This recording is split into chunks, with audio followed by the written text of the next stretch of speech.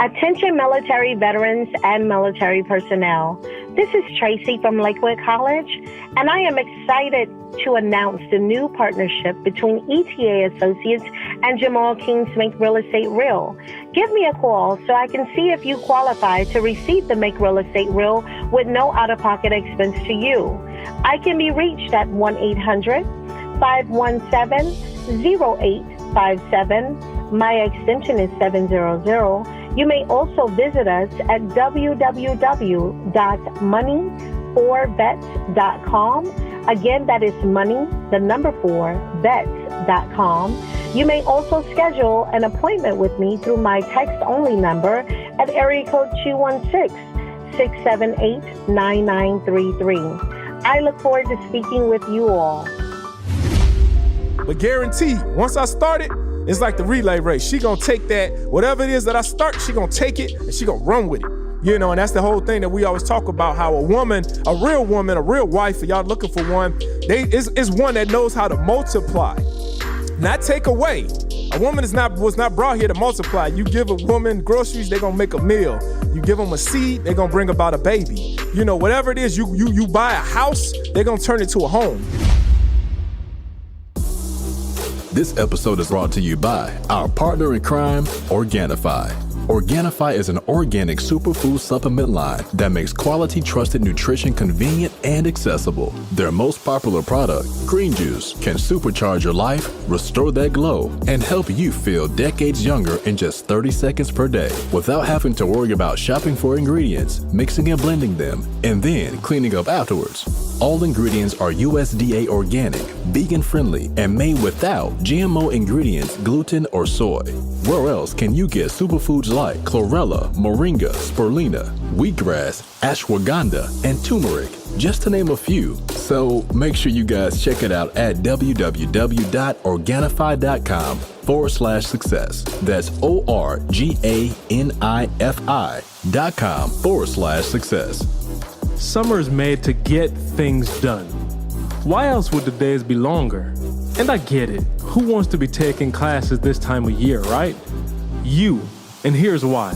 Because you're tenacious. You know that working hard now will pay off for the rest of the year. You know what? Bump the rest of the year. It'll pay off for the rest of your life. Be your best, most tenacious self this summer. Get to work on earning your degree at Ashford University. Be your best, most tenacious self this summer.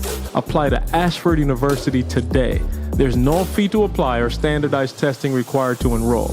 Go to ashford.edu/success. Again, that's ashford.edu/success. Not all programs are available in all states. Get fresh, pre-measured ingredients and mouth-watering seasonal recipes delivered right to your door with HelloFresh, America's #1 meal kit. HelloFresh lets you skip those trips to the grocery store and makes home cooking fun, easy, and affordable. Go to HelloFresh.com/80success. That's 80success. And use the same code 80success to get a total of $80 off, including free shipping on your first box. Additional restrictions apply. Again, go to HelloFresh.com/80success and use the promo code 80success. Podcast. I'm your host, CJ, joined by, I don't know who these guys are today. Lord have mercy. One of them is the Bayesian sensation, Mr. Carl Wesley Phillips. What? Hey, we just ready to go today. Let's go. Man, listen, man. Me and Carl gonna get a couple shots up today. I promise you. I got the mute button ready for Marlon E. Dr. King is in the building, ready to go. Looked like he said he drank 3 espressos this morning. So I'm ready to put up 30, baby. Let's go, baby. It's the playoffs. I don't know if you see it. Playoffs. It's playoffs. Playoffs. It's we talking about playoffs?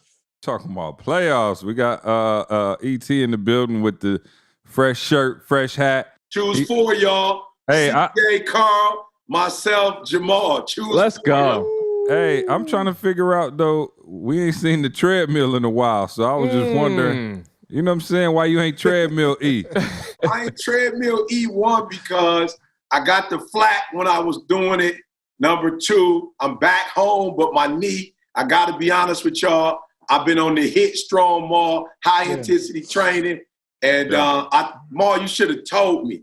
I did legs 3 days in a row and blew my knee out, Ma. Blew my knee out, bro. No, that ain't it, dog. No more legs. I'm only doing legs every other day or every third day. Really, you could do legs really like almost once a week, once or twice a week, because you actually doing your legs when you're doing all that running and jogging and stuff like that. You work your legs every time you walk, bro. Every time you get up. Get that knee, Ma. So I'll be back on next week, but just keep working on that top gut, baby. You know what I'm saying? That top gut looking good right now. Yeah, it's looking good right now. Like though, you see it though. That's why I say you ain't got to talk when you ain't got to talk. You ain't got to. Hey, E, is that what that 4 is? That 4 you got on your shirt? That means 4-pack. 4-pack. Hey, it's not 1-pack no more. Right, you got a 4-pack right now, baby. Hey, you can actually see the 4 now instead of seeing it. Hey, bro, you about to make 50 look good, man. Yeah, I'm not mad at it. Let me get this other member of the podcast in while he still got some life left down here. The shortest but the mightiest member of the podcast. Mighty Trey. Young Trey. Come on in the building, son. Get in the mic. All right. Oh, man. He ready. Talk straight in the mic. In the mic. Hey guys, welcome to Trey's Comedy Corner. Hey, what's up now? Trey? What do you call 2 birds that stick together? What do you call 2 birds that stick together? Velcros. I love it. Velcros. Right. I love it. Thank you, Trey. Yes, sir. All right. Trey, you got to teach your dad how to come with some jokes. Right. They'd be too intense around here, Trey. Listen, man, it ain't skipped a generation yet. The Quinnies know how to come with the funnies. Real quick, man, just y'all catch me up, man. How y'all feeling? E, where you at the church? Yeah, I'm at the church. Yeah. Oh, okay. Catch us up, man. Like that background? Oh no, that's smooth. Yeah, that's smooth. That's smooth. That's why I asked. I didn't know. Where is that in the church? I'm trying to figure out. As soon as you come in. Oh, for real? The lounge area. When did we get them pictures right there? You know what I'm saying? The designer photos. Yay. Why don't you catch us up, E? What's going down? Man, bro, just doing my East Coast grind right now in preparation for the winter. I've got we're about to do a major campaign for teachers and students. It's just, one of the craziest things, man, when people say, man, we're in a pandemic, man. I'm telling y'all got to understand something. A pandemic just means it's a shift. Like, it don't mean America broke. It don't mean that, it's nothing positive going on. It's just what you were accustomed to. That door might have closed, but a lot of doors have opened. And so, I'm in the studio upstairs, just doing content for teachers and students, just really trying to help everybody take advantage of this, man, instead of going, man, I hate that I'm not in school, or I hate I'm online teach, whatever. It's like, yo, you got to learn how to play the hand that was dealt to you. And I'll say this, I know y'all saw it this weekend. It went crazy.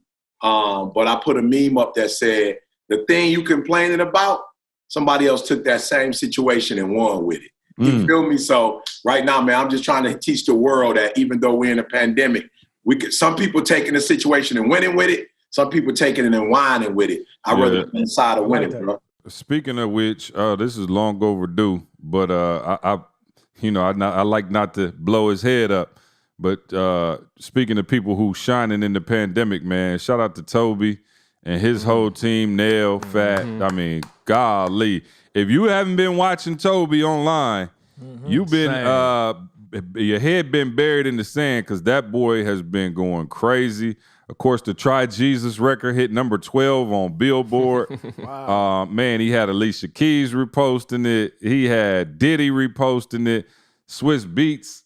Just crazy, man. The energy right now that he has is just nuts, man. And I just, I've been seeing his work ethic, and I wanted to acknowledge that. Matter of fact, I'm going to get him on the podcast maybe next week.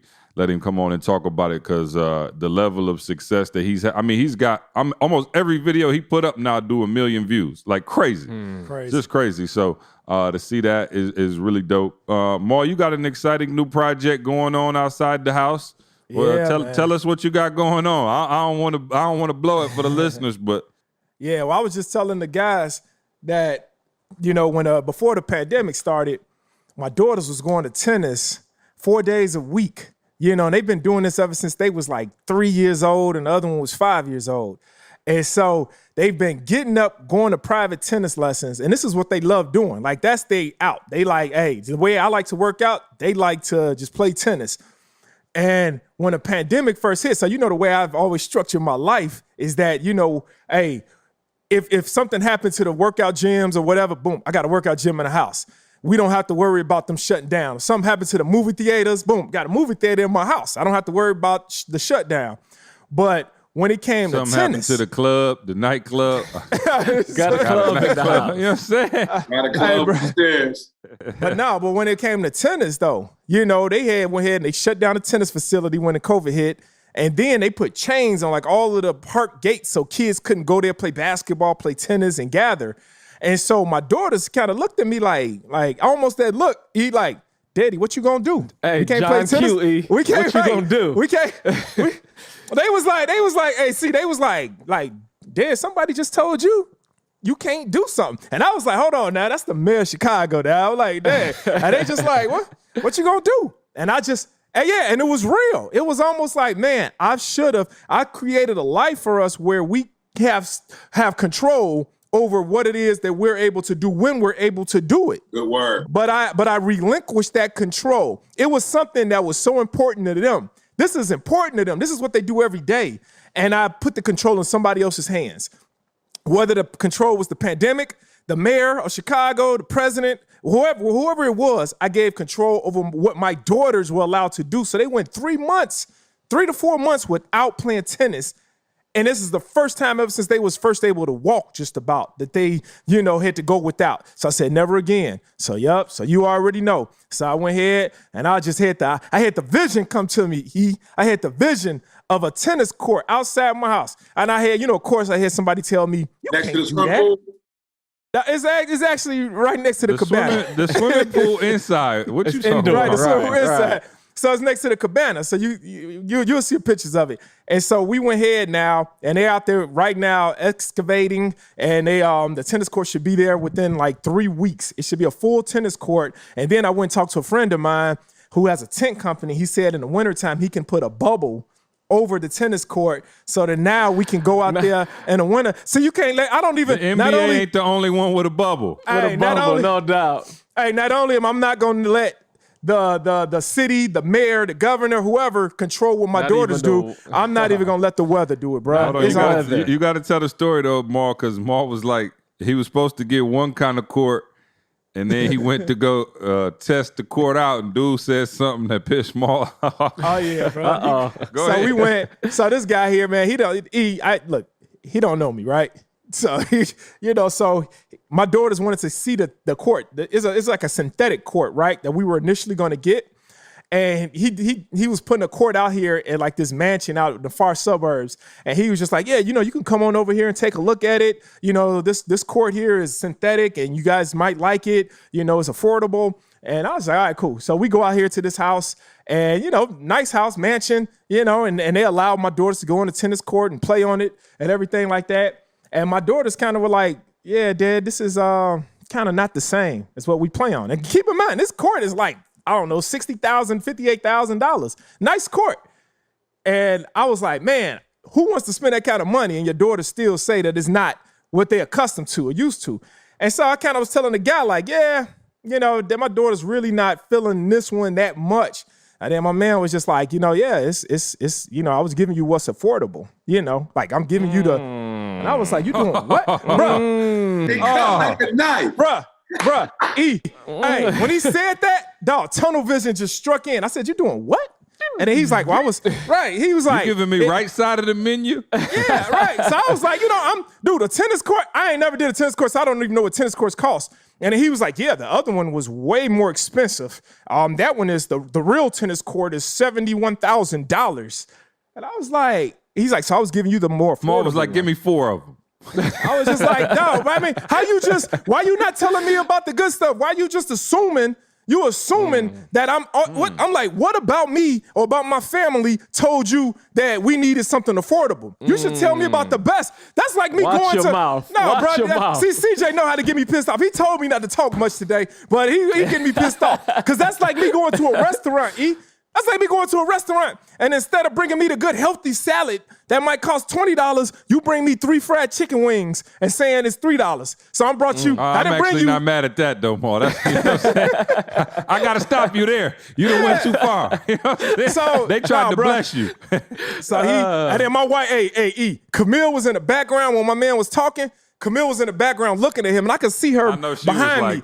She was behind. She was like, she was waving her arms at him like, she was like, kill that. She was like, please be quiet. And I was like, all right, cool. Not only we gonna get the best, because it ain't about affordable. It's affordable who? That's, I want the best for my daughters. And not only do we want the best for them, I'm gonna get the bubble to go. I'm gonna get the Cadillac package to put along with it. He about to go get the Arthur Ashe. He about to Hey, but listen though, I'm you know, you got to be careful because Maul had you caught up. You know what I'm saying? Like, no doubt. you know what I'm saying? I started thinking the same, and I was like, oh. Let me check my account. I ain't denying the $5 million there. I better slow down. Maul was like, hey, Maul called me the other day. I'm talking about he called me in a panic, right?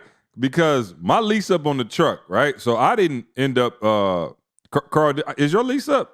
Yeah, it's up. I took that joker back like the end of last month. Oh, okay, got you. So I took mine back a couple months ago, but I ain't get a new lease because I'm like, we ain't going nowhere. What's so the we point? got Candace's car. I'm like, there's really no point in having no big truck payment. You know what I'm saying? If, ain't nothing happening, right? So then we hit up Lexus and we was like, yo, our mall lease about to expire. We like, yo, we got to get new trucks. So I said to Maul, I'm like, bet, let's go. Well, some kind of way, Maul saw a video of the new Caddy truck and was like, I was like, I'm ordering it already, Maul. I know. He already told me. But look though, hold on, here go the crazy part. So I was like, oh, I'm getting a Suburban. I love my Suburban. I'm like, man, the Suburban, man, the kids, you know what I'm saying, whole nine, it's, big wagon. So Maul's like, nah, we not getting Suburbans. We getting the Escalade. I'm like, yo, I don't even want the Escalade. Maul was like, you getting the Escalade. I was like, all right, cool. I'm not, you know what I'm saying? All right, peer pressure, right? So I fell to the peer pressure. Maul calls me yesterday, and he like, bruh. I was like, what's up? Like, in a panic, he was like, bro, we got a problem. I said, what?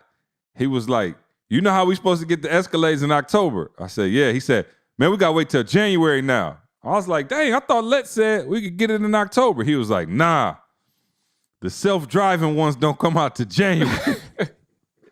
I said, what? Let's go, Maul. He said, yeah, it's self-driving. Now, C thought that self-driving was, cruise control. He thought it was cruise control. Right. Self-driving. Like, no. It's a self-driving Escalade, dog. So, E, you may want to cancel your order or hold on to January. Because the one in January, you set the GPS and that joker drive by itself like the Tesla. I'm telling you, imagine how many videos you can do in a car while the car's driving. You can work while it's driving. You can work. So no. Yeah, go ahead. What's up, Carl? My brother was showing me when I was in Cali. My brother was like, yo, like, just keep looking. And he's like, bro, I'm driving out here and I'm seeing Teslas everywhere. You look in the car. Bro, I'm talking about they on their phone. We literally drove by a dude. My man was eating. Yeah, and I'm talking about he ain't nowhere near. So no, that's next level. So yeah, the new Escalade is pretty much like the Tesla. I didn't even know. You know what I'm saying? Either. But apparently, like that the Suburban. Hey, I'm gonna tell you what. Listen. Not yet. What the maybe 2022. Hey, I thought I was sweet because the Bourbon had the adaptive cruise control, which is like on the highway, it'll keep your lane and keep your speed. So on the highway, it really is self-driving. But it wasn't you can't turn no corners or get off at no exit. But this joint is so anyway, Mark called me. So but anyway, I said he tripping though because it's so crazy. See, talking about he succumbed to peer pressure. I went to go get the Suburban. Yep. That's what I was laughing. Yeah, for you though. For you, not me. For you. You know what I'm saying? Like, I wasn't on that. Left side. Hey, be careful. Karma is a must. I was gonna say, be careful what you saw. It come back to you. Be careful what you saw. I'm gonna use your words, bro. And this is what I told CJ. If not you, then who? If not now, then when? I never Bro, told what y'all you I waiting live for? vicariously through Maul and E. You know what I'm saying? I'm right there with you, see. I live vicariously through E, who ordered 2 entrees at Cheesecake Factory. You know what I'm saying? That's my bag right there. Real quick, man, we had a couple people writing this question, and I was like, I actually don't know. Somebody wrote in and said, y'all seem like great husbands and fathers, but y'all never said how y'all knew for sure your wives was the one. I'm going to start with the hip-hop preacher since, you know what I'm saying? How did you know when you saw Dilsey, you know what I'm saying? How did you know D was the one? So it was 2 things for me. So the first one was in church, all the kids used to come to her, right? So I'm talking about all the kids. She would be like bringing candy and stuff more. She would keep in her little purse. And like, I'm talking about as soon as church started. So it was like her and this other young lady at the church that I, was like, I was 16. I was like, oh, okay, they kind of attractive, But D had that motherly thing from day one. She had that giving spirit. Like, she would be at the church with her mom, cleaning the church, So I was like, oh, okay, she grown. Homegirl pretty, but she ain't grown. Didi grown. And then when I was homeless, Ma, she literally, I never forget, she bought me a wallet. And I remember she used to, this when I was transitioning, I wasn't at McDonald's yet. She would put money in that wallet. Like she bought me the wallet for my birthday, put money in the wallet, and then regularly she would give me some of her allowance, to get by. And I was just like, oh yeah, no, this like, I ain't trying to be funny. I hate to say this because if she hear, she gon' she gon' for the rest of her life. But she almost, Maul, I left home at 16. So she almost like mothered me, if you will. Like she came in there and wasn't like no typical girlfriend. It's like, what can you do for me? But she off the cuff was like, yo, you homeless. I'm gonna sneak you in the crib from time to time. My mom got an abandoned building. You can stay in that abandoned building. Like, ain't no heat, but she was gonna put something in there. Here go a kerosene heater. So for me, Ma, it was just like, yo, she mature and she looking out for me in a way that even at that time, my mom wasn't looking out for me. I had nobody, you know what I'm saying? And she kind of took that role of, I'm gonna be a protector and a provider for you, you know what I'm saying? So that's what it was for me. I was in a crazy space, though, see. A special shout out to HelloFresh, our sponsor for this show. Over the last few months, guys, I know many of you have hit that wall. You've cooked a few times a week, you ate out a few times, and now it's just like, man, I'm tired of eating the same old stuff over and over. HelloFresh offers so many recipes to choose from each week to help you break out of your recipe rut. You can choose from low-calorie, vegetarian, and family-friendly recipes. My kids have officially converted into HelloFresh babies, and they're actually more excited when HelloFresh is coming than our regular meals at home. The ingredients are always fresh and pre-measured, guys. Pre-measured. You don't have to think about how much salt, how much pepper. It's pre-measured for you. And we are always, man, my family's always blown away by the flavorful experiences that we have. No more random trips to the grocery store. All your ingredients are delivered fresh, directly to your door in sustainable packaging. You can schedule deliveries around your lifestyle. Are you camping this week? Not a problem, guys. Just skip this week and pick right up where you left off. And this isn't just stuff that I'm telling you about, guys. My box shows up faithfully on Tuesday afternoons. Our lineup this week, we have the sweet potato fajitas, the amazing apricot chicken, and the Louisiana-style tilapia. HelloFresh is a company on a mission to give back and has donated over 2.5 million meals to charities in 2019 and has stepped up their food donations amid the recent COVID-19 pandemic. Go to HelloFresh.com/80success. That's the number 80 success, and use the same promo code 80 success to get a total of $80 off, including free shipping on your first box. Again, HelloFresh.com/80 success and use the promo code 80 success. Additional restrictions apply. Visit HelloFresh.com for more details. All right, who wanna go after that? You know what I'm saying? I'll jump in. I was looking for something a little bit more humorous. He done took it to Didi done dragged him out the gutter. You know what I'm saying? You know what I'm saying? Carl, Hey, so what's cool about Tamisha and I, dude, is that we didn't necessarily plan on dating. I had just gotten out, so I had just graduated college, and the girlfriend I had at the time, it just long distance. I left. I was in Trinidad in college. I came back to Barbados, and Tamisha and I were just hanging out. I broke up with my girlfriend at the time, so Tamisha and I would hang out. Like I'm talking about no intention. I just come out of it was probably like a 2-3 year relationship. So I was just kind of like, yo, I need to chill for a minute. That was, it was my real first relationship. And Tamisha and I would just chill, bro. Like I'm talking about, we go hang out, like nothing. Like I had no intention. She had no. Well, I didn't know what intention she had, but I ain't really had no intentions. And I remember it's probably over a year we were hanging out, and one night we were going out. We were riding with a friend, and the girl she turned back and looked at us like, "Yo, y'all dating or something?" Like I ain't never really heard y'all say nothing. And we literally looked at each other and looked back at her and was like, "Yeah." So it was like, for real, we were just good friends, just loved hanging out with each other. And like, we kind of just looked at each other like, yo, and Tamisha planned it. So when I came up here 2 years before Tamisha did. I don't know if this was strategic or not, but just let's say shortly after that, I found out that Tamisha's living at the house with my mom. So I don't know if she planned it herself and made sure that she put her roots down, but no, mom, she planted. She and my mom lived together. So, bro, it was like every time I talk to my mom, I'm calling home. You know what I'm saying? Like she's there. We kept communicating. It wasn't no email like that. We still writing some letters. It was email, but it wasn't popping. But we still writing some letters. She still got letters. I still got letters. So it just kind of evolved, dude, into like, yo, it's that like, wait a minute, I don't know if I could do it without you. You know what I mean? So let's rock. Letters, Dr. like how King. long that take? How long do letters take? Probably about 2 weeks. Right. I'm it was about 2 sending weeks. you a 4-page letter. From the dose. Hey, from the dose to Mount Clemens is a long, you know what I'm saying? That's a long way, bro. Oh, I promise you. Dr. King. Man, it's so many different times, but the one that stand out the most, man, I was at a low. I remember, man, Right after the draft. Hey, do you need to look at draft. Camille and talk? Do you need to look at Camille and and in the talk? 7th round.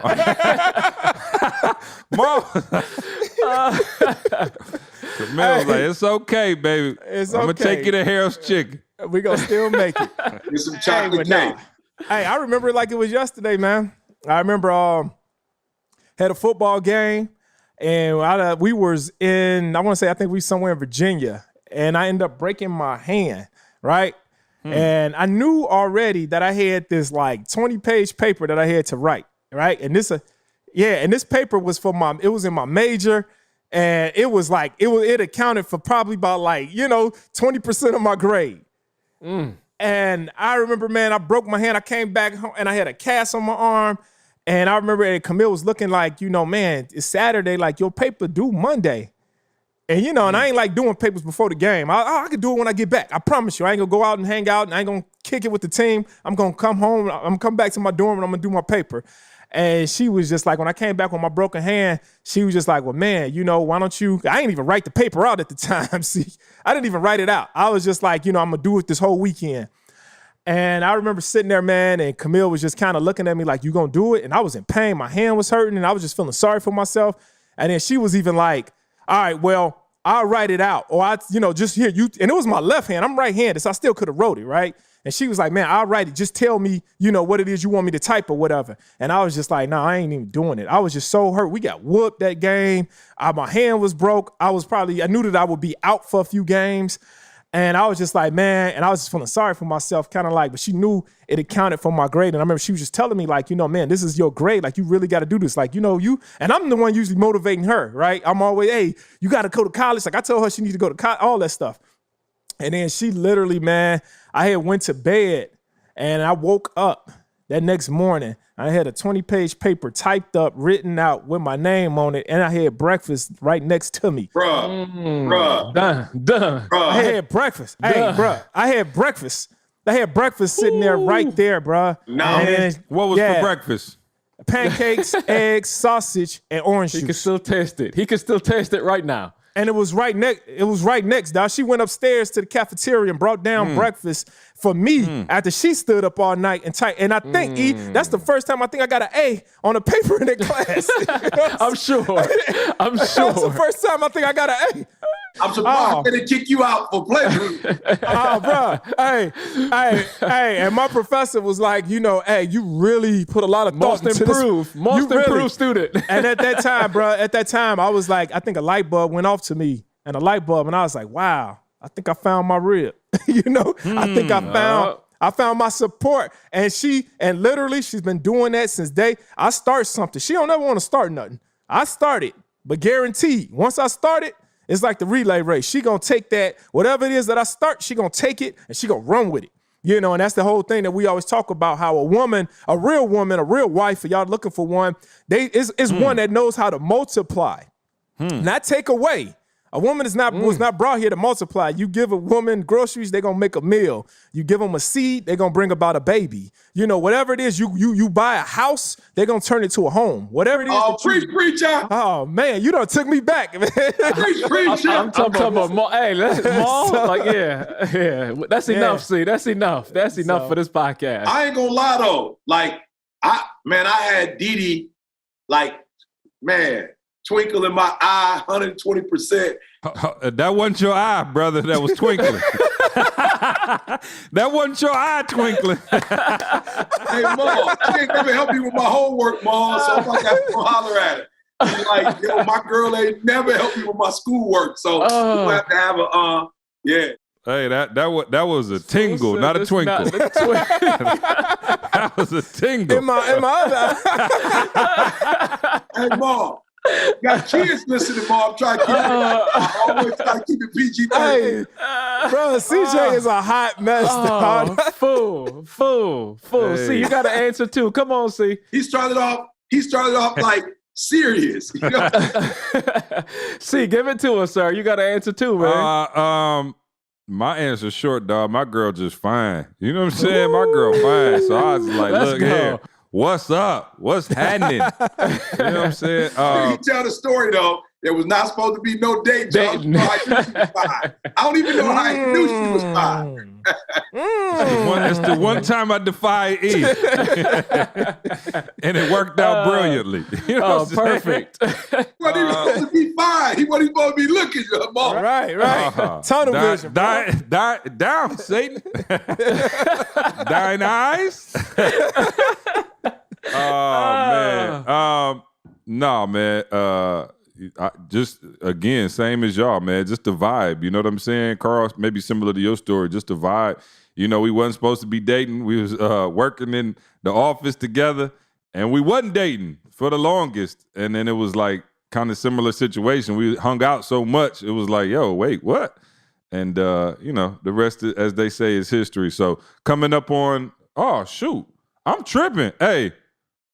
Ma, they did such a good job, Ma. Phenomenal. When I tell you, Ma, I didn't even know. Craziest thing. The only thing that I caught on was when he started dropping you and I off first. That's the only piece that hinted me. I was like, yeah, why he coming all the way over here and dropping us and going back all the way over there? That was the only hint. But yeah, no, they did a phenomenal job, bro. Hey, Carl, don't you got to go? You know how you start telling your homies, like, hey, Carl, ain't you kind of sleepy?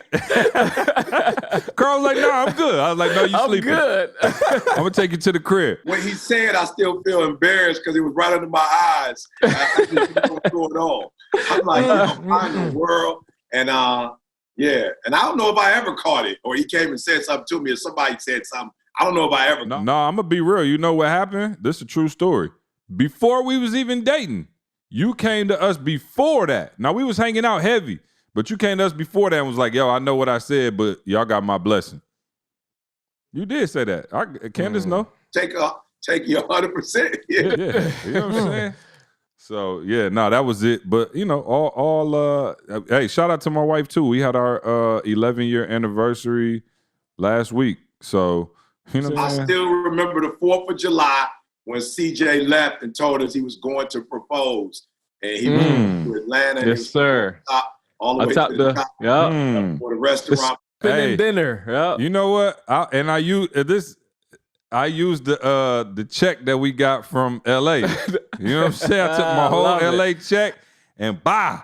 That's why I said, hey, you know what? That's why I said, man, I don't know, like, I was so happy that I got engaged and married when I was young, because I see bros, like some of my homies getting married now.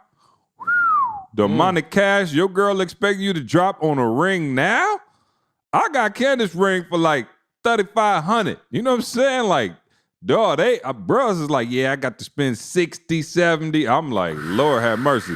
I'm like, yeah, I got in the game early and got a ring and got out. So you didn't buy a ring for quite some time. If I bless Maul. No, what happened, Maul?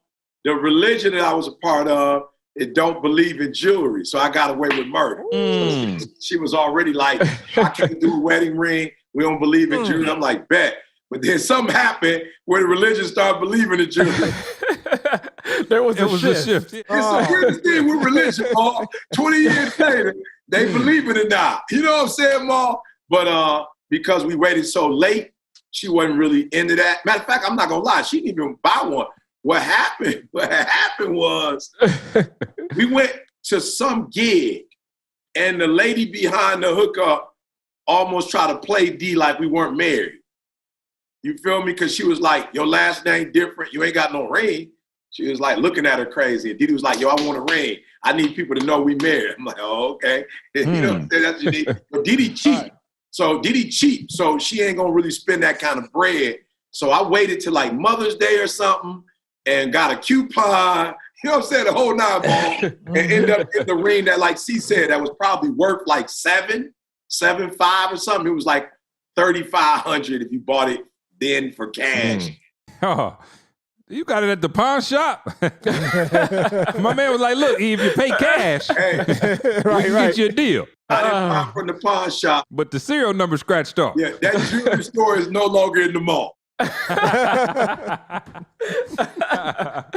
done went to Leroy's House of Jewelry. You know what I'm saying? She got to clean it on her own now, Paul. Right. All right. Well, let me see. Well, you answered that question for the gentleman. 30 minutes in, we shall begin. Now, we got, if y'all remember, to our faithful weekly listeners, yes, we talked about expectations last week. Well, by we, I mean E and Jamal. You know what I'm saying? Carl and I got boxed out. Something fierce. So what happened was Carl actually called me afterwards and said, yo, I had some heat. They ain't let me in. So do me a favor. Get a shout out, throw me y'all. that. You know when remember bring when that back. Hey, you remember when D-Wade threw that alley-oop and he wasn't even looking and Bron slammed it behind him? Got it. Yep. That's what me and Carl about to do today. But anyway, Carl hit me, man, with some information. So if you didn't listen to last week, but you're listening to this week, let me catch you back up.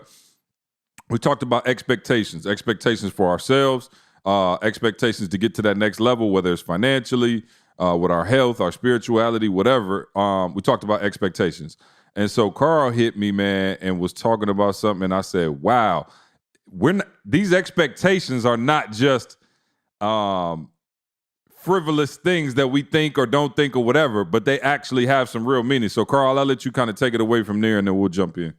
Hey, I'm going to take my time and take y'all back to, I worked hard for my 4-year and my master's degree, so I'm going to take y'all back a little bit to there. So buckle up. We got time. Go for it. They took the whole podcast last time. So I'm about to go sit down, Mom. Right. Hey, that's the type of player he is too, though. If he ain't got the right. He disinterested. I'm about to go sit down, Mom. Hey, I feel you, bro. Hey, we're going back to Foundations of Biology 101 and Psych 101. So watch this, all right? So I'm going to start here. The brain is only like 2% of a person's body weight. 2%, all right? But it accounts for about 20% of the energy use. So think about that. 1/5 of the energy that your body is using is in your brain. And there's 84, like studies are showing that there's like 84 billion with a B, 84 billion neurons in your brain. So it's a lot going on. Like I want to start there. It's a lot going on. So let's go to Psych 101. So we talked about the expectations and all that last week. I don't want to kind of use them. Many of you are familiar with it, but classical conditioning, Pavlov is the name that did the research. And what he did, I'll explain it. Most people probably know it, but I'll explain it if you listen and you never heard of it. What he did was, so you got a dog and he would put food out, right? And the immediate response for you putting the food out is the dog would salivate. Like, boom, they smell the food, whatever. No food, no salivation. Okay, cool, makes sense. Stimulus response. So what he started doing now was every time he put food out, he would blow a whistle. So now you're associating the whistle with the food. Again, keep this all in the context of expectations. So now when you're hearing the whistle, my man was able to remove the food and still get the dog to salivate. So no food, they ain't smelling it, they ain't tasting it, ain't nothing. He just blew a whistle and now they're getting it. So now we're talking about, and it's called classical conditioning. So think about, Maul, we always talk about environment. Think about the environments, the conditioning that we have right now. So you go to the doctor and the expectation is that somehow the doctor is going to make you feel better. He's going to give you a shot. He's going to give you a pill. He's going to give you something that's going to make you feel better, right? So you go back. I'm going to get my Sean Stevens on. You go back. And they started doing what are called these placebos, right? And everybody's heard of a placebo.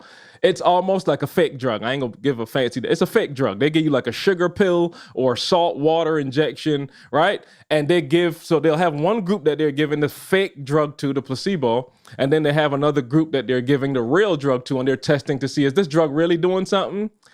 Dude, they said it, and I looked at a couple research studies, and they were saying that in a lot of cases, dude, it's almost the same results. The person that got the real drug versus the person that got the placebo. Both of them said, yeah, I feel better. The pain reduced. I don't feel as depressed. Now, Maul, they're not doing it for broken arms. They're not doing it for, you know what I'm saying? They ain't doing it for cancer. They're doing it for pain. So again, I just want to put context.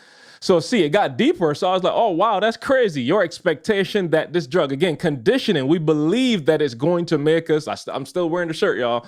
We believe that it's going to make you feel better. So this whole placebo thing, it's a real thing. So see, then it got deeper for me.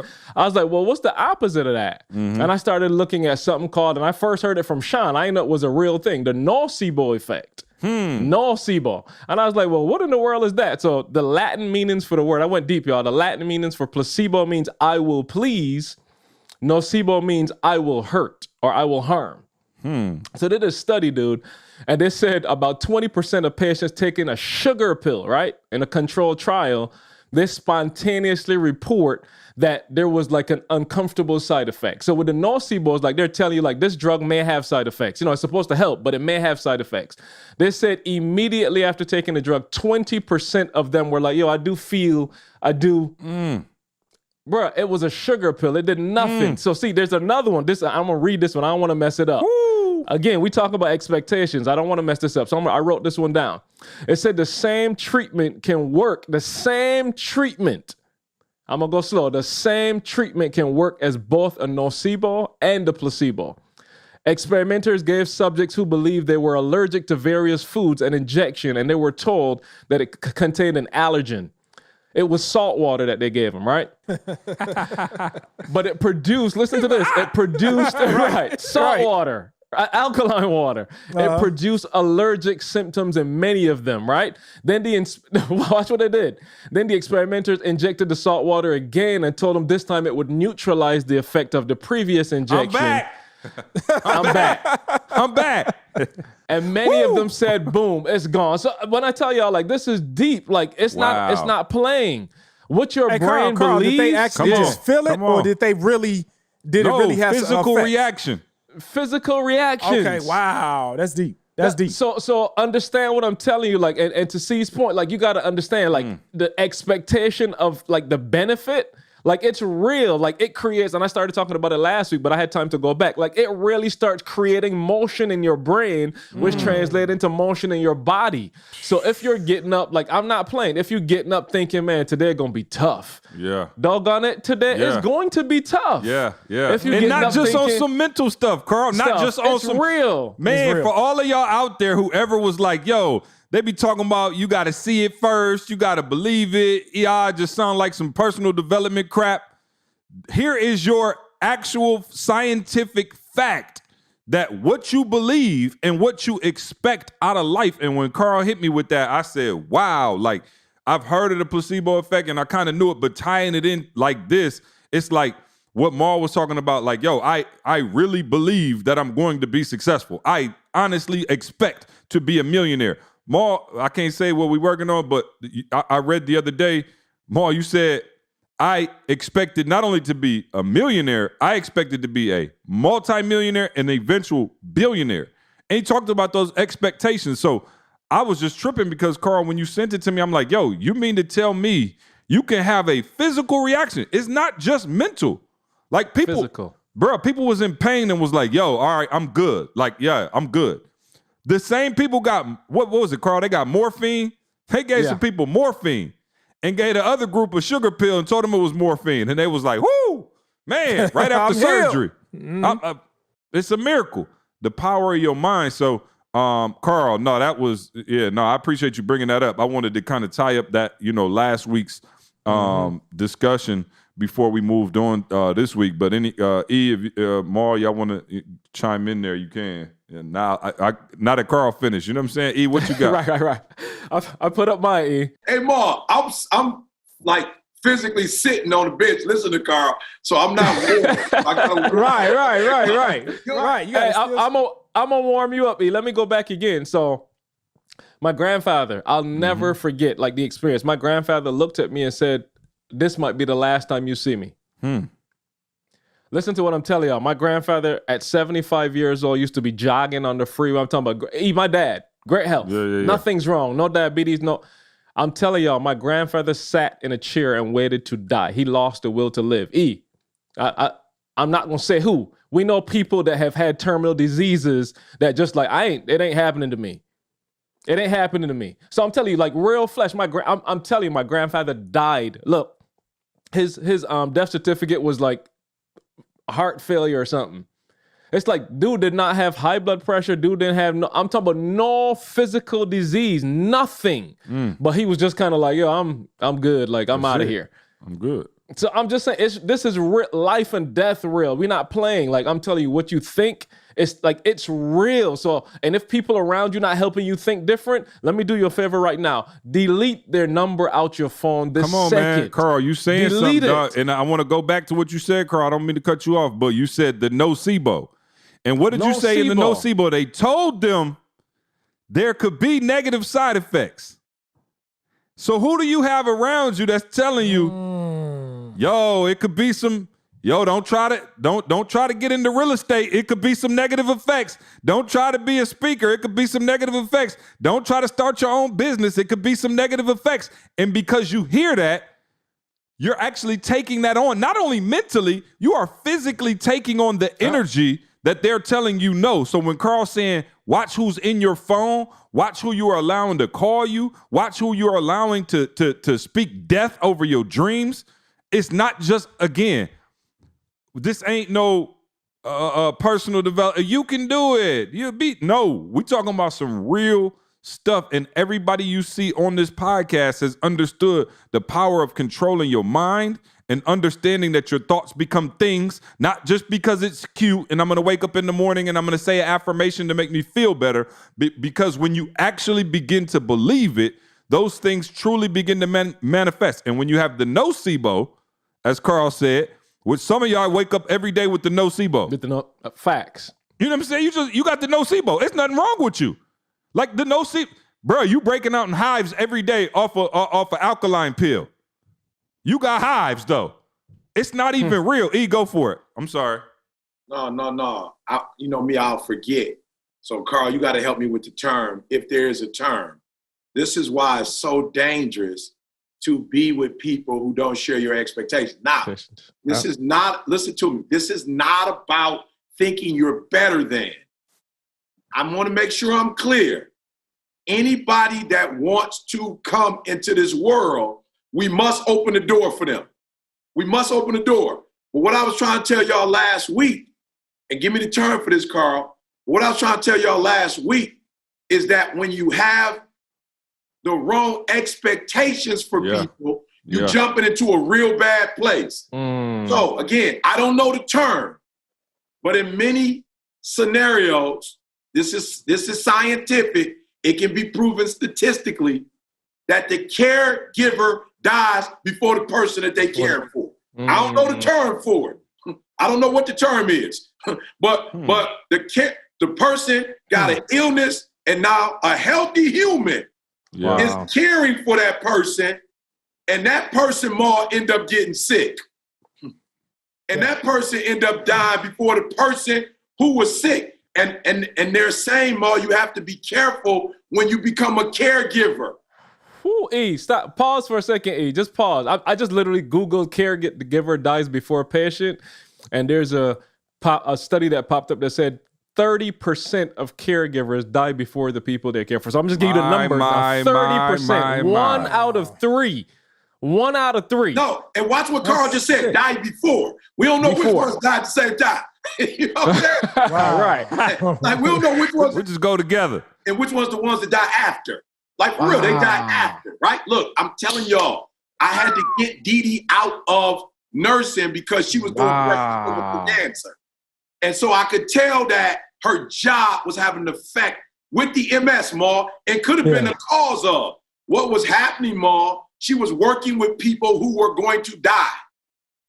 So here she is building a relationship. Let me tell y'all something. When people ask me, yo, E, you about to turn 50. What's the one thing that I'm not being a caregiver no more. Do y'all, y'all got to hear what I'm trying to tell y'all. Wow. So what I was doing, CJ, I was an expectation caregiver. That's what I was. I was an expectation caregiver. So people who had low or no expectations for their life, I would be in there. How many times? Meanwhile, you about to stroke out. I'm about to stroke out. And here's what would happen. Perfectly healthy. I was actually putting more energy into it than they were, right? And so, man, I wish I had this image up. Maybe, Carl, you guys can find it. But I saw an image of a guy in the military where they show you how to pick up a guy who's injured or who died. So I've never seen it before, but I know a lot of nurses blow their back out, right? And a lot of women, they want more men to be nurses. Why? Because when you have to pick another person up, like you blowing dead your weight, back out. dead weight though. Dead weight. Mm-hmm. So I watched this guy, he got on his, he put his arm around him, then he turned and used his weight and he took one step and he got up and he was carrying this guy. I was like, yo, that's how it should be done. But I'm telling y'all, what hurt me was, and y'all, can I say this? And I do not, I know there are those of you who know me personally, you're listening, and now you about to say it's you. It might be. This time it might be. Yes. I'm just being real, Paul. Yes. The answer is yes. This might be you right now. Okay, it could be you, right? But Ma, what I realized was, call it dead weight. The people who attack you are only the people who you're trying to help with low expectations. So the people you are actually trying to help, it's just like when you're in a swimming pool and a person can't swim, they teach you, Ma, knock him out. Knock him out. Knock him out. Knock him out, Ma. They teach you that. But if you're not careful, Ma, you're going to get caught up in knocking some people out. And then you're going to go. Hey, you about to have me just start walking up to people. I'm talking, just knocking them out, just carrying them. I like. Hey, man, you got a couple dollars. No, y'all think I'm playing, Ma. If you are swimming and the person can't swim or they drown it and you go help them, they're going to naturally pull you down. They're going to naturally pull you down.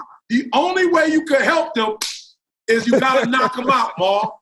Or you could yell shark. One of the two in the lake. You know what I'm saying? That's all you can do. And so what I was doing wrong, Ma, is I had more expectations than others had. And guess who were the people that was dogging me out, talking about me like a dog, pulling me down? It was the people that I was helping. The people that I was helping was the one that had an attitude with me. It was the people that I helped that was like, who you think you? I'm like, yo, I'm trying to mouth to mouth expectations. Because you can never do enough, though.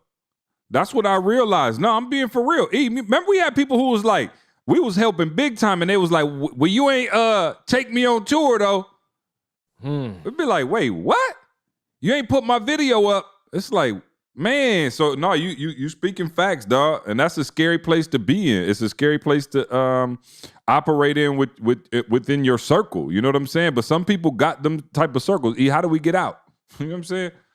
Just get out, okay? By any means necessary. Run. Yeah, I'm just saying, you got to get out. And here's what I'm realizing. you got two choices. Either you have to abandon them because they're going to kill you. You feel me? Look, y'all think I'm not playing, y'all. A part of California is, I just got to remove myself. I'm just being real. A part of Cali Mall is, I just got to remove myself. Like, I got to be far enough away from you where you can't, like, if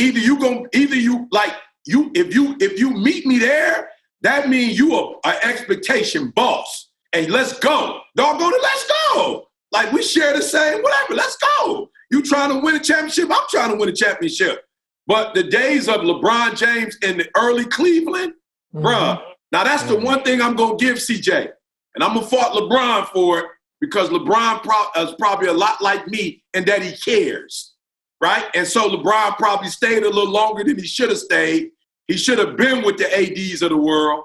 He should have been with the D-Wade, the Chris Bosh. He should have been with him and stayed with him, just being real. We wouldn't be having this debate about his greatness. So to me, a lot of LeBron's, questionable greatness in terms of rings had a lot to do with LeBron working with people who didn't have the same expectation as him. They didn't have the same work ethic. Now, again, I've got to be cautious because, I'm speaking about people who I don't necessarily know, but in my estimation, Beyonce is a phenomenal example of what it looks like. I thought Destiny's Child was I didn't think you could go higher than Destiny's Child. Like, I'm just being real. I was on Destiny's Child heavy. Say My Name. You know what I'm saying? I'm a Survivor, Independent. Like, bruh, I still listen to Destiny's Child to this day for a certain energy. I didn't think you could get no better than that. I look at what Beyonce has become, bruh, it's undescribable in terms of not just her talent in terms of a singer, not just her performance. Everything she touched is just like, that's on another stratosphere. Like, ain't nobody doing it like that. Like, I hear people talk about these artists. Beyonce's so sweet with it that when she finished, you really ain't got no critique. Like that, you can't even critique what she doing. Nah. But I noticed that at some point she had to leave Destiny's Child. You feel me? Like, some point she had to walk away from something that was already on another level to get to the level that she is now. So I'm telling y'all, what I'm realizing is you cannot help people. You cannot help people by trying to raise their expectation. The only way you can help them is either to leave or lower your expectation. That's the only way you go. That's the only way it can work. You either gotta leave. So you text me this the other day, E. You said, and this was right after the last podcast. You said when you align expectations properly, you allow them to accomplish more. But when you have higher expectations for them than they have for themselves, you stress them out. You're stressing them out. I'm just being real. I said it before. You got a lot of these dudes. I watched Chuck, and Chuck was serious about, losing weight. And he unfortunately ended up getting with TJ, right? TJ got 4% body fat. He been doing push-ups since he was 6 years old. His expectations for Chuck was unbelievable. He even said it. Man, I want to get TJ on. Hey, Ma, TJ said one time he had Chuck in the gym, and it was one dude that was a trainer, and he was a trainer. He was like, he had to be real. He had Chuck doing some stuff he should be doing because he just wanted to prove to the other trainer. It was like a trainer battle. That's messed up. It was like a trainer battle. Shout out to Chuck. Chuck, stay big sexy. You know what I'm saying? Nobody tripping. Moni love you. You know what I'm saying? That's all that matters. Stay big sexy. It's not that I didn't want to work out. What he was on and what I was on was two different things. Like, I wasn't trying to do that. You know what I'm saying? Like, I don't even work out. I ain't been working out since I was 6. So what I've come to... You done gave me your workout. Yeah, what I come to realize is, for real, Ma, if you're going to stick with a person and go, I'm going to lower my expectations, you literally have to work at their expectation, because when you come in with this, 3 a.m. in the morning joint, you feel me? Like, even my wife said it. My wife was like, yo, to move to California, the reason why I didn't help you was not because I was hating on you or I didn't believe you could do it. It was too much for me. She was like, yo, that was too much. Like, everything about it. The house is too much. The money was too much. The hill was too much. Living in 2 different places. She was like, it's too much for me. A part of me is super structured. A part of me don't like to dream like that. She was like, yo, it's too much. Now, when you actually got me there, like, oh yeah, I got you now, Ma. Like you said, I can turn this house into a home. But she, even when we got there, Ma, when we got back, like, yo, Didi couldn't talk to nobody. She didn't want to go out. It took her about a month to get reacclimated. Why? Because she was like, yo, that was too much. Like, yo, we got 2 islands. She was like, yo, we got 2 islands. She's like, yo, we got windows everywhere. She's like, yo, you getting a pool? Like, she's just like, yo, this is a lot to deal with. So I had to do that on my own, Ma. But what I realized with some of the people that I work with that I care for, it's like, yo, you got to lower the expectations. And here's what I realized. If you're willing to stick in there with them, you lower the expectations. Why? Because if you lower the expectations, you put them in a situation where they can do that, Ma. So now it's no stress. But when you constantly stretching people and pushing people and pulling people, they can't think, Ma. It's like, because they trying to, okay, you want me to do it? Okay, I got to do it. Okay, I got to do this. And now they're operating outside of their strength. They're operating outside of their potential. And so now it's constantly the NBA Finals. Do you know that the NBA Finals only happens to 2 teams? It does not happen to all teams. It only happens to 2 teams. So there are people who are not prepared mentally, physically, emotionally to go to the finals. They've never been to the finals. You have to understand, LeBron is a specimen. LeBron James is a phenom. LeBron James, his IQ for the game is unbelievable. When we watch LeBron in regular season, it's boring. It's when I don't even watch the regular. I'm like, yeah, that's boring. When you watch the Clippers sometimes, it's like, that's boring. Look who they're playing against. It only becomes fun usually in the Western Conference Finals, the Eastern Conference Finals, depending on who's playing, and then the finals. Why? Because you're dealing with the same caliber. When you talk about number 1 playing against number 30, bruh, it ain't even it ain't fun because it's like different expectations. But when you go Clippers against the Lakers, and at the end of the game, it's come down to 1 shot. Why? They both expect to win the championship. They both expect to win the finals. So you got expectation going against expectation. But when you got 1 going against 8, it's like, why am I even watching? I don't watch it. You have to love basketball. I do not watch 1 play 8. I do not watch, you know who I watch, Jamal? This might sound funny. The only game I watch other than the Eastern Conference, Western Conference, I watch 4 against 5. That's all I watch. I watch 4 against 5. That's all I watch. It's 4 against 5. And I didn't even understand it until today, but because they are about the same level in terms of their expectation. They're the same team, maybe 1 game off, 2 games off, but all 4 or 5 playing for is home court advantage. That's all they playing for. They're the same. And God showed me there are people in my life that I was like, yo, don't do that, E. Don't do that. Stop doing that. Meet them where they are. And let me tell you something. They've gone to a whole other level. And the very first one is my son. When I used to try to make my son do certain things, I'm talking about Mark. Oh, he thought Boog was going to be a pastor. I told E real early on, I said, E, I said, hey, he a great kid, but pastor, it don't look like pastor is in his future. It's like what you're saying. You doing certain things for your girls. You're not doing that for them not to not be number 1 and 2. Exactly. Exactly. You know what I'm That's what you're doing. You can't go in with that kind of mentality. You can't go in with it, Ma. You can't. So right. I went in with, bruh, let me tell you something. I sat down the other day. I'm just going to be 100. I sat down the other day and I was like, yo, E, bruh, for real. I know you don't like to use these terms because you don't want to give people a break.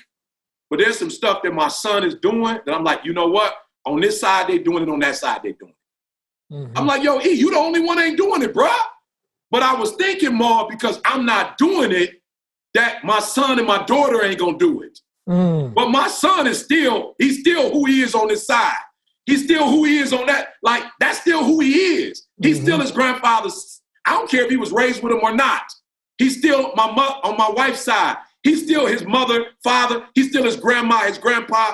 It's just stuff that I never did, Ma, that I just made the assumption, since you in my house, you're not going to do it. Right. Since I raised you a certain way, you ain't see me doing it. But still, it's in his DNA. So it's like, yo, you can't think that your expectations of him is going to stop the DNA. And let me tell you, Ma, when I stopped trying to make him what I wanted him to be, and I sat down and was like, yo, don't play with it, E. Write down the DNA. Just write down the DNA.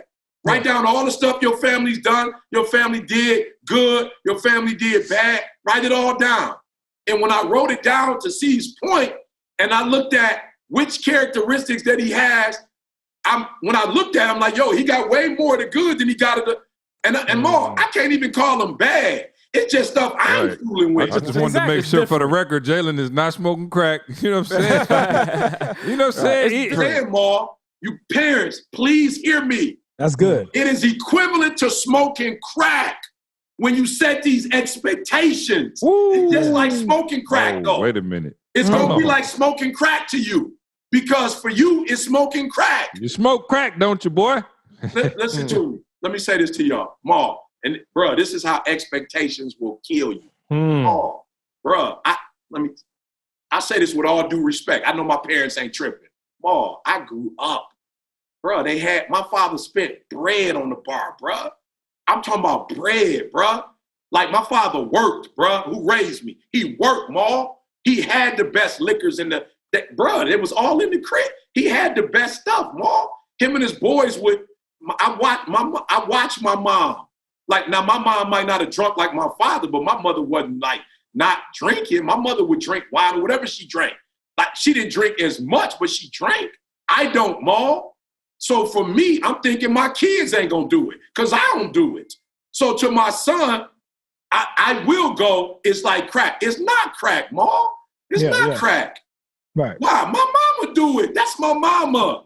You understand what I'm saying? I love my mom to life. I ain't never tripped on my mom I've never like my mom drinking. I just was like, I don't. My wife don't. So we thinking our kids won't. You understand what I'm saying? But my son come from that's where he come from.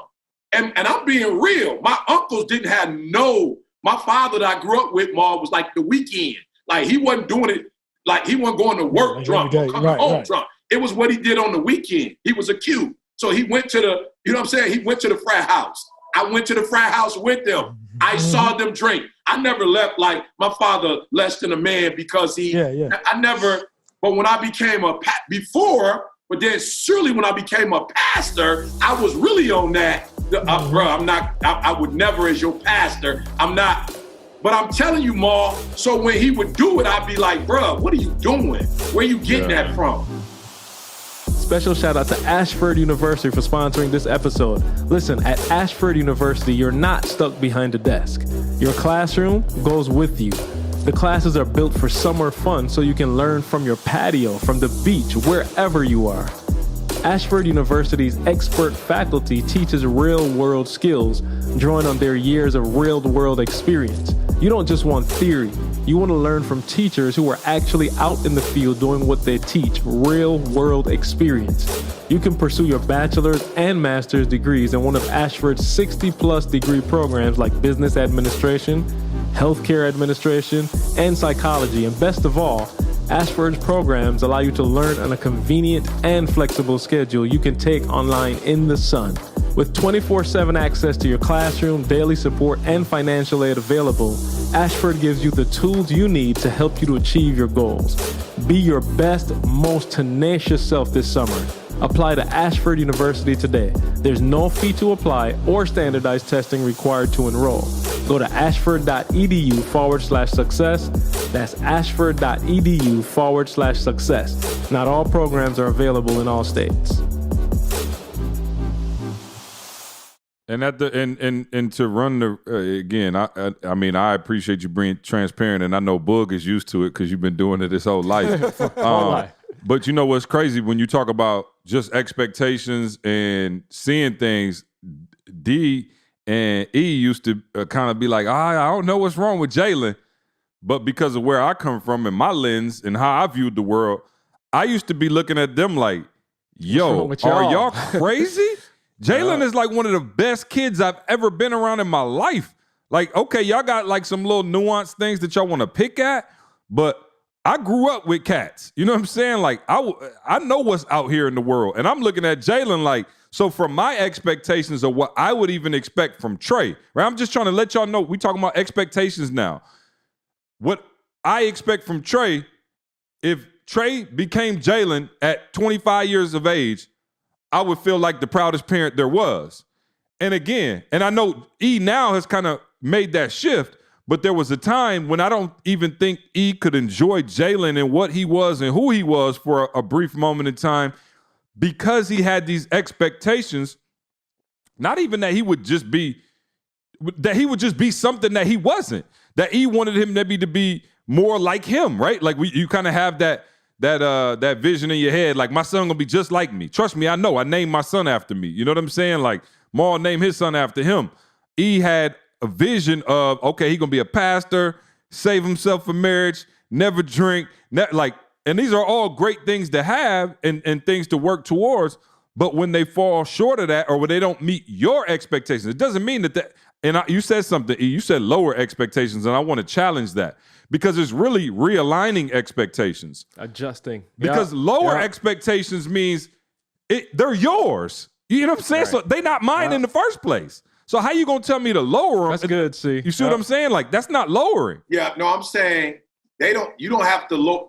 The person doesn't have to lower their expectations. To your point, see, I'm saying to people so they can get it, you got to lower yours. And I'm saying, but you got to adjust them, not lower. That's what I'm saying. Because who are we to be high and mighty and be like, well, I'm just going to lower my expectations for you? It's like, nah, not necessarily. You have to adjust your expectations for that person. Good word. You know what I'm saying? I'm gonna be real. I don't know if it's adjust, lower, realign. You got to do something. I'm just saying, I'm just being real, Ma. They weren't my expectations in the first place. That's what I'm trying to get to. Yeah. Like, just like C say, I grew up on the block. I ain't grew up in church. So I grew up on the block. So I already know, you know what I'm saying? I'm already knowing what Jalen is. But what I'm saying is, somewhere along the line, Ma, when Carl talked about conditioning, I picked up expectations that ain't even mine. That ain't even yours. But those aren't even my expectations. Wow. I ain't even grow up like that. Like, who I am as a person, Mark, I ain't even grew up like this. Like, I don't have no example of people who was like E.T. Like, I don't have that example. You know what I'm saying? So these ain't even my expectation. There's some stuff God did through me, Ma. He knew I was going to be a speaker. Like, he knew he wanted me to be a preacher. I didn't grow up wanting to be nobody preacher. I didn't go to church. I never even prayed growing up. So I didn't have no expectations of not drinking or, getting married and seek a kill to save yourself for marriage, boy. That definitely wasn't one of them. You know what I'm saying? Like, that. I'm just saying, that ain't not, these are things that I didn't even do. But some kind of way, if you're not careful, what I'm trying to explain to y'all is you will have expectations that those are not even mine. So when I was able to really deal with this sickness, see, of people who have low expectations, because there are those of you, don't get it twisted, like, don't try to find a sweet spot in what C just said. No. No. And your expectation, like, some of y'all's is low. I was just, you know what I'm saying? I'm just being real. I'm just saying, I want y'all to get it. Like, some of y'all, for real, you could be doing way better. Some kid said the other day, yo, you ain't got to get up at 3 o'clock in the morning like E.T. I'm like, you absolutely right. But you could be getting up earlier. Don't play yourself. Like, don't go, I ain't going to get up as early as E. Okay, I'm not telling you to. But you getting up at 8 when you could get up at 7. You owe yourself. So for me, though, make sure you hear what me and C are saying. I didn't have to change my son. I didn't have to change my daughter. I didn't have to change my wife. I didn't have to change CJ or the advantage. Me and C used to be beefing about the advantage. Why? Because I had different expectations than he had. And it was like, yo, let's get past the expectations. I'm trying to explain to y'all, expectations will screw up your life. They will destroy your life. They will make you think your wife ain't good because she's not doing what you wanted to do. You think I try to tell dudes all the time, you think God made Didi to be my floor mat? You sick then. You got a low self-esteem. You think God birthed Didi just to wash dishes behind me and wash my clothes? She got her own brain. She got her own heart. She got her own gifts and talent. Now, did he make her to compliment me? Absolutely. But there was a time in my marriage where I'd be pissed at Didi. Why?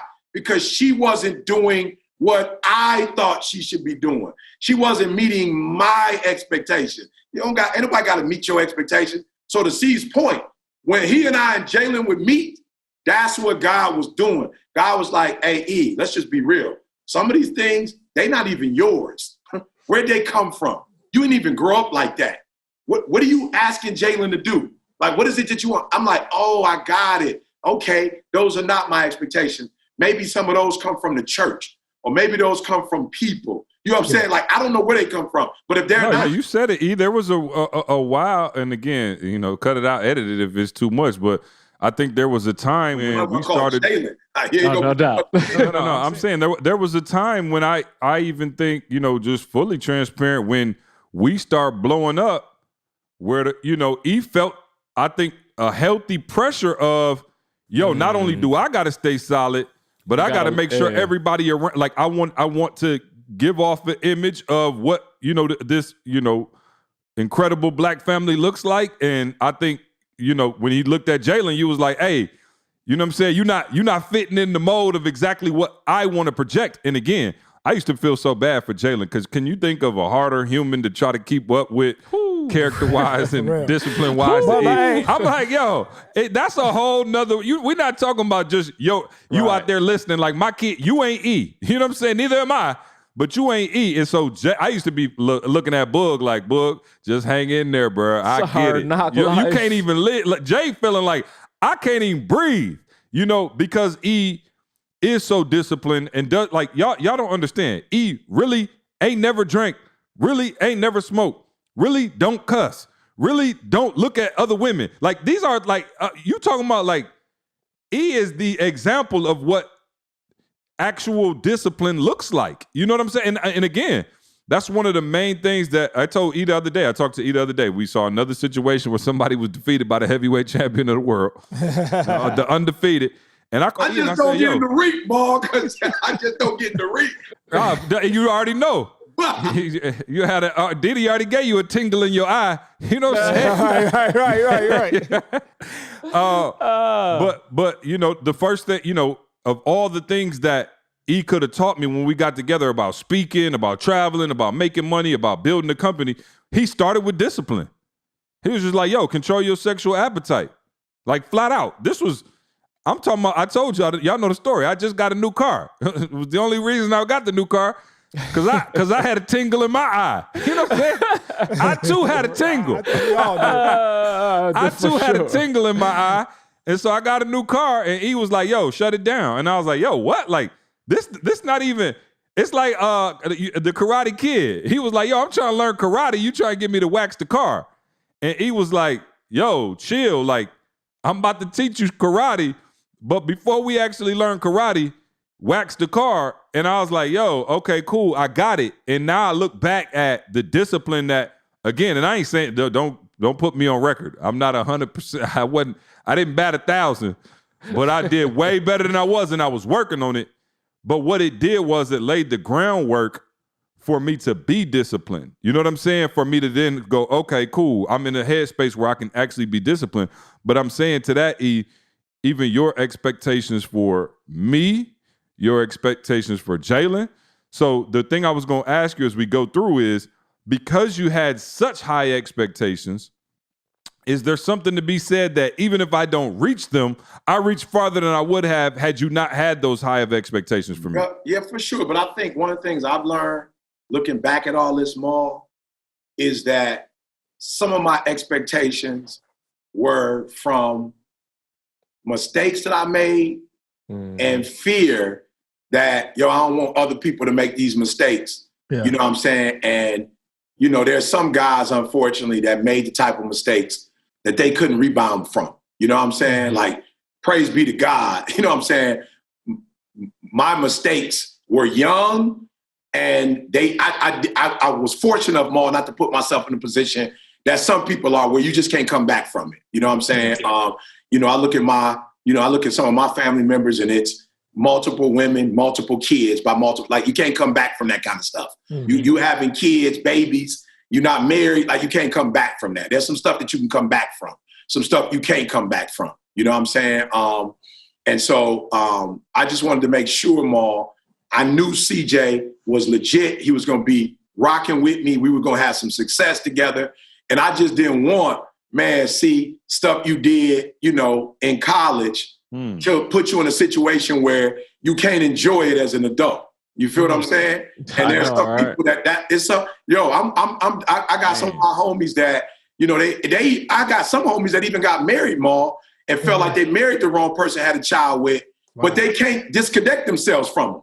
It's like, you didn't got married, you got a divorce, you got somebody you didn't really want, you don't like, y'all beefing, y'all got kids. Like, you're gonna have to deal with her for the rest of your life. Like that, I'm talking about those kind of mistakes where it's like you gotta deal with that person forever. Like you end up going to jail, putting 5-10 years in, you miss 5-10 years of your life. Like, and so for C and my son, I was just like, yo, Jay, we ain't but one generation removed from cats that, really did make some good decisions. And as a result, here's what I always tell Jalen. The difference between Boog and my daughter, Ma, Boog wants to run his life. Like, Boog got dreams and goals. And so for me, it was always like, yo, I'm trying to help you with your dreams and goals. Like, I'm trying to put you in a position where you don't do something that you look up and now you can't live the life you want. Somebody else, controlling you. And to C's point, yo, he did a phenomenal job. But I wasn't going to be the person who cut you no slack because I knew it the generation before, Maul. Like, I intimately knew who you don't know. Like, you don't know them. Like, you don't run with them. Like, you don't hang with them. I grew up with them. You don't want that life. I've had relatives, Maul, who drank and didn't have no control over it. And it controlled their life. It took their life, Maul. For some, it controlled. For some, it took their life. And so I didn't want that, But I think for those of you out there who had these expectations, do me a favor. I'm not telling you to lower them, like for real, for real. Understand what we saying. I ain't talking about my son when I say lower your expectations.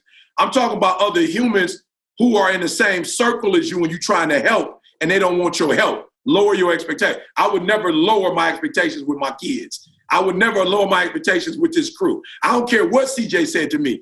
E, I don't understand. I ain't cut no slack on C. I don't care if you don't understand what I'm doing.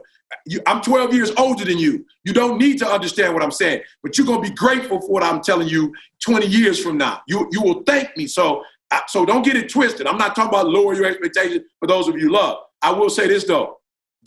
This is where I went wrong. Don't lead your expectations with fear. That's what I did wrong. Some of my expectations, I came in the spirit of fear. And like, yo, I want this to happen to you. Yo, I want this to happen to you. So the intensity was wrong. That's what was wrong. I don't regret telling my son not to drink. I don't regret that ever. Why? Because to C's point, I know my son's responsible. You feel me? My son get up every day and go to work. He handle his business. He ain't never got no DUI. He ain't never, you know what I'm saying? Like, he's responsible. So for me, Maul, I feel grateful because had I not probably pressed you, you could have gone the other way. So to be honest, Maul, I should have told my son in the first place, I don't got nothing against drinking because I never had nothing against drinking, Maul. But because I didn't articulate to him in the spirit of love, I did it in fear. I made it seem like I was talking about alcohol, and I wasn't, Paul. Yep. I was talking about my uncle who died from it.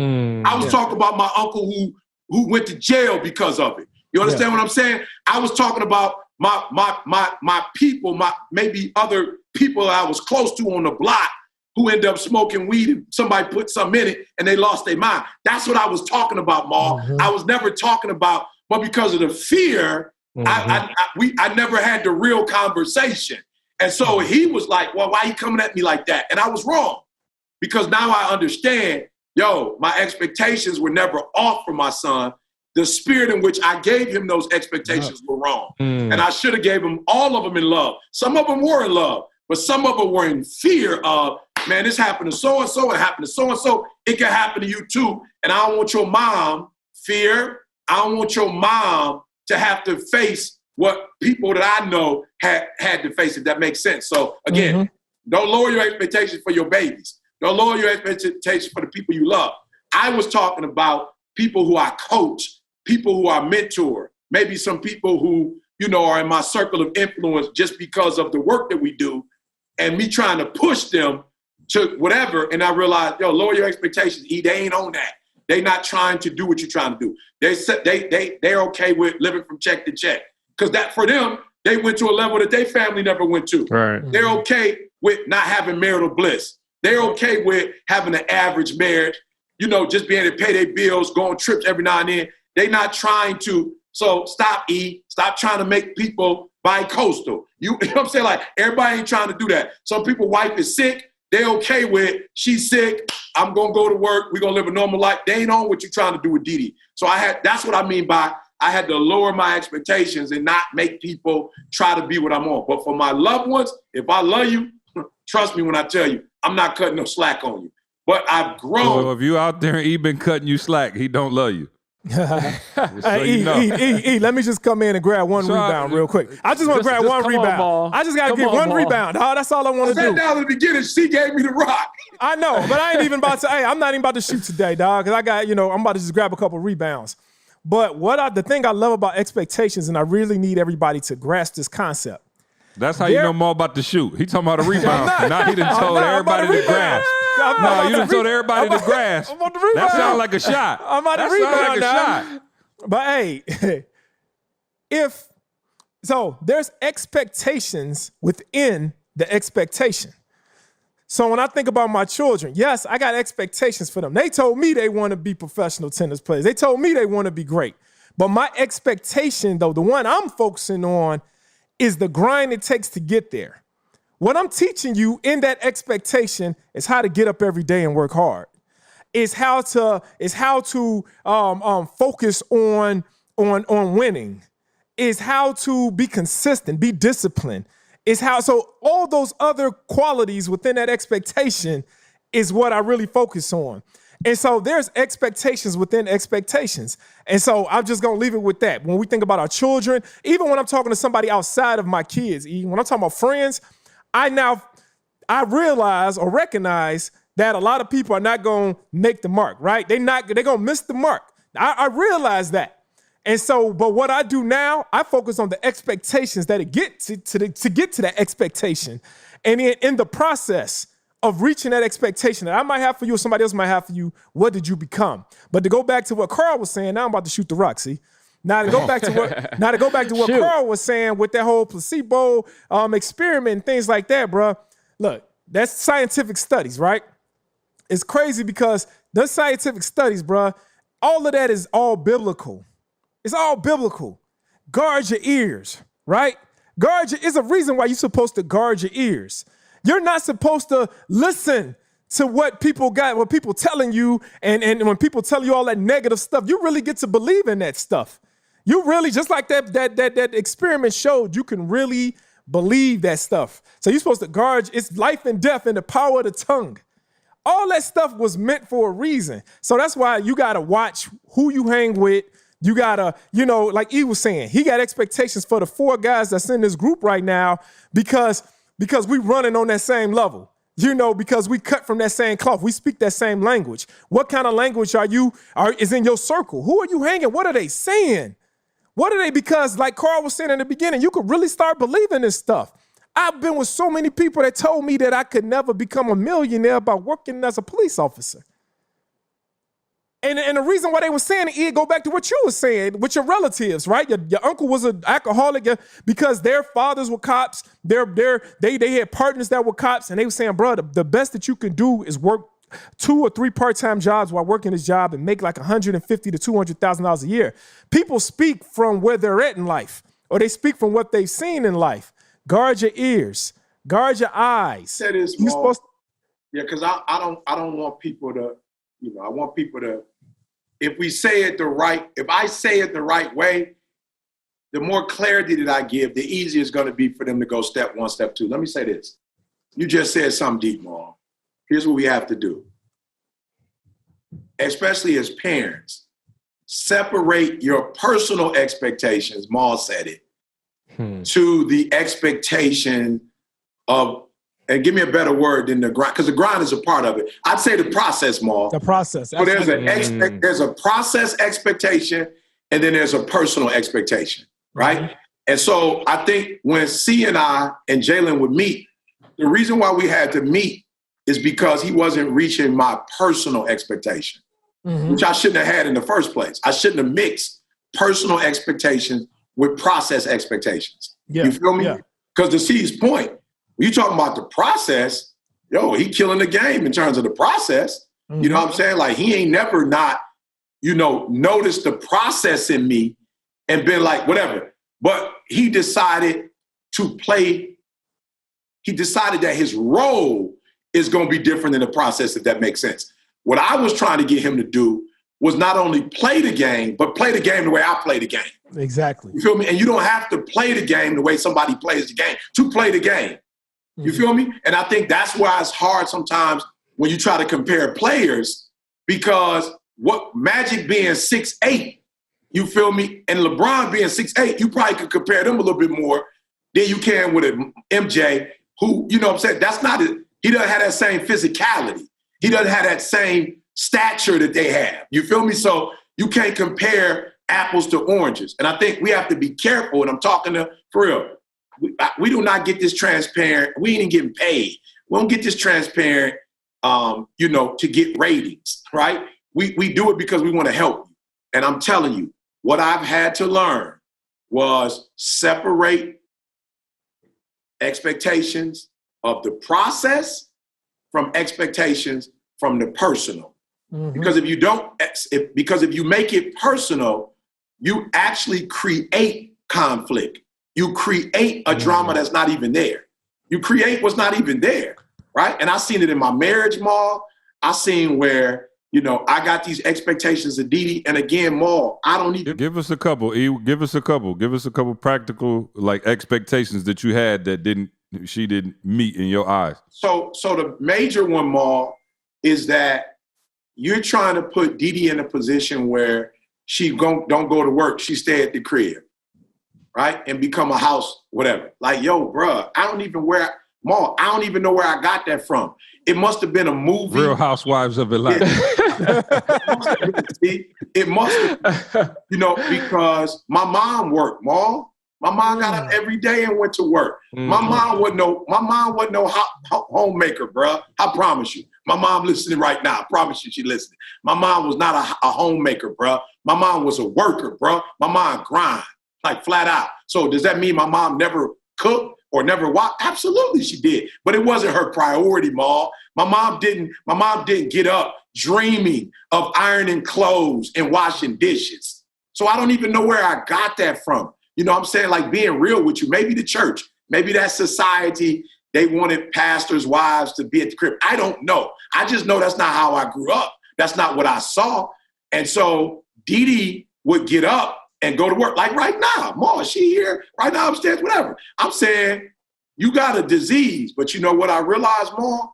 With her chronic illness, you're either going to die eventually from sitting on the couch watching TV, or you're going to eventually die from work. You're going to die regardless. Didi, I realized Didi actually gets energized from working. Who are you to try to make enough money to stop her from working? So Mom, I went to all my kids' games. I used to be like, where Didi at? Didi like, I'm working. I'm not about to stop me for nobody game. You know what I'm saying? Like, not that she didn't go to no games, Mom. I'm not saying that. But Didi never felt impressed to go to Jalen's football games. So I'm at the football game. You got other parents that's there together. I'm looking like a single father. You feel me? I'm like, D, where you at? Or I was the educator. I worked at the schools where the kids went to school. Or I was at all the parent-teacher conferences. Didi like, yo, I'm not interested. Like, not that I don't want to go, but why we need two of us to go? Ma, I love going.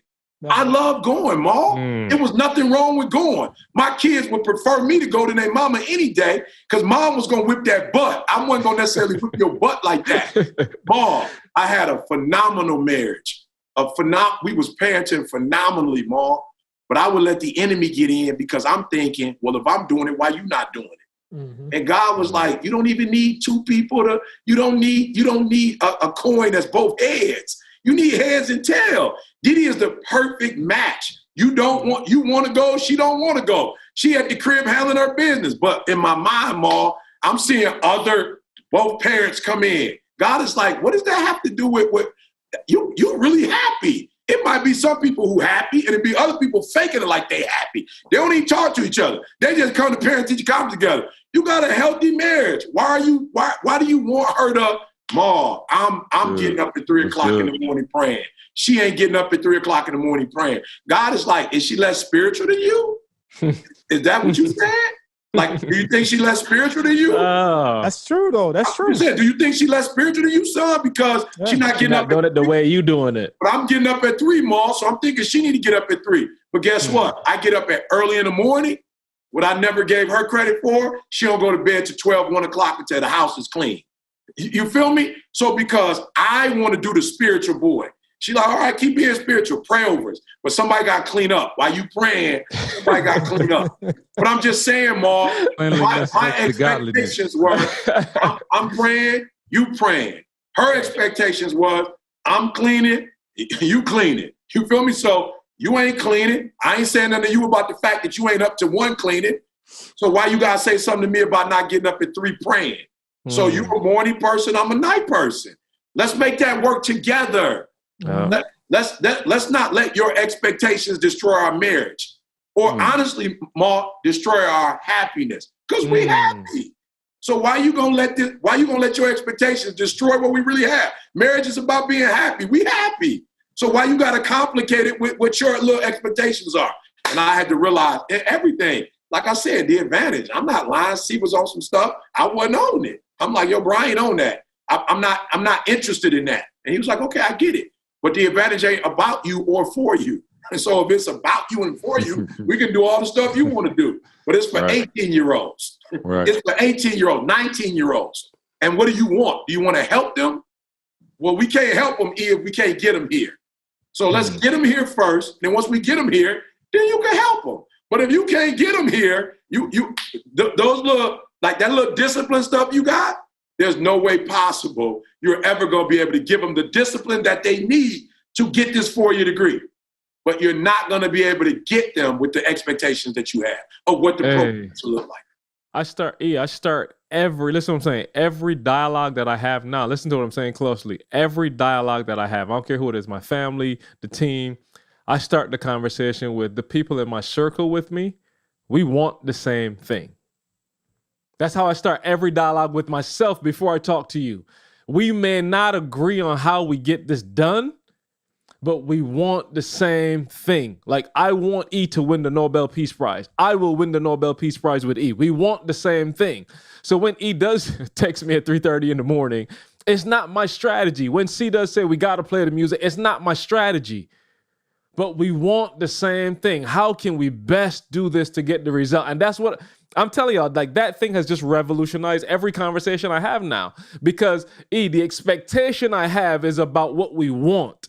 It's not about your opinion, my opinion. It's about what we want, and let's figure out the best way to get there. So I'm trying to help people like understand, like, for real, man, you arguing with your spouse, for crying out loud. You arguing with your kids. I don't think that y'all want different things. I don't think that. On the same team. On the same team, you want the same victory. We all gonna win together if we win. Like, for it's real. Kind of like E on the podcast. He just want himself to shine. He don't care if we win or lose. He don't care if we win or lose.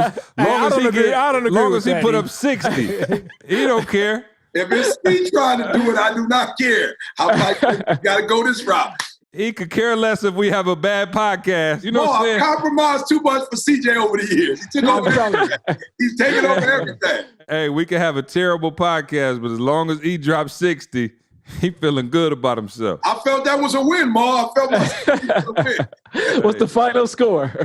Hey, but I tell you though, I just to cap it off, bro.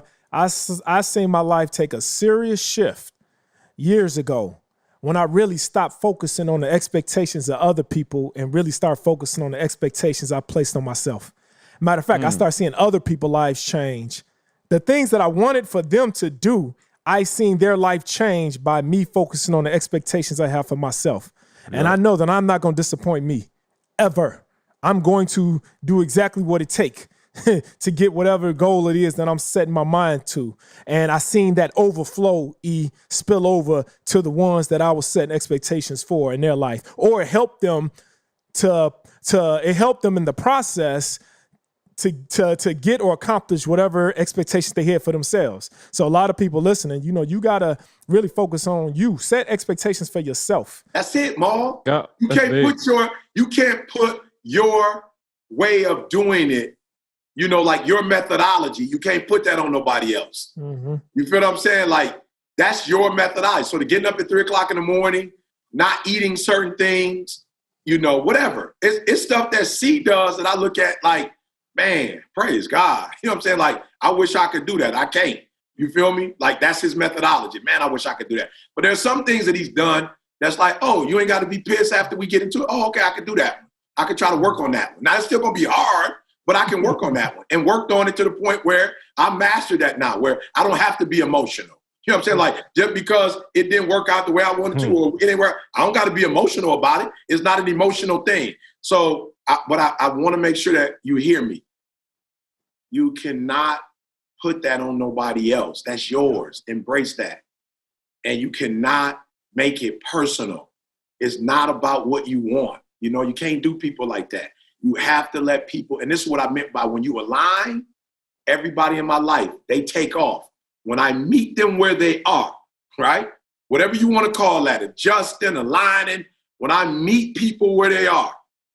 If you say you don't get up to 8 and I meet you at 8, I just noticed, Maul, it works better for people who are right-handed when I let them write right-handed. It just worked better for them. Than when I'm trying to make them write with their left hand. It just don't seem to work when they write with their left hand. As hard as they try, it just complicates things. So all I'm telling you as a parent, as a coach, I know as a coach, you got a way you're doing stuff. I love it. Whatever your love, okay, this is the process. I'm with that all day. But you can't make a basketball player or football player, a soccer player, lacrosse player, tennis player, whatever.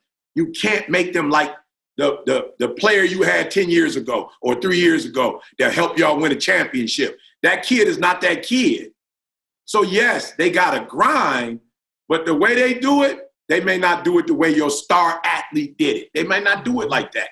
But if you believed in them and you recruited them, they got talent. Give him the right. I'm seeing Winston as you talking. I'm seeing Cassius Winston the whole time, bro. Like again, you didn't know what he was as a freshman. Like you could see that he could ball, but you see my man at the end of 4 years, and it's just like, whoa, are you serious? Shout out to Cassius.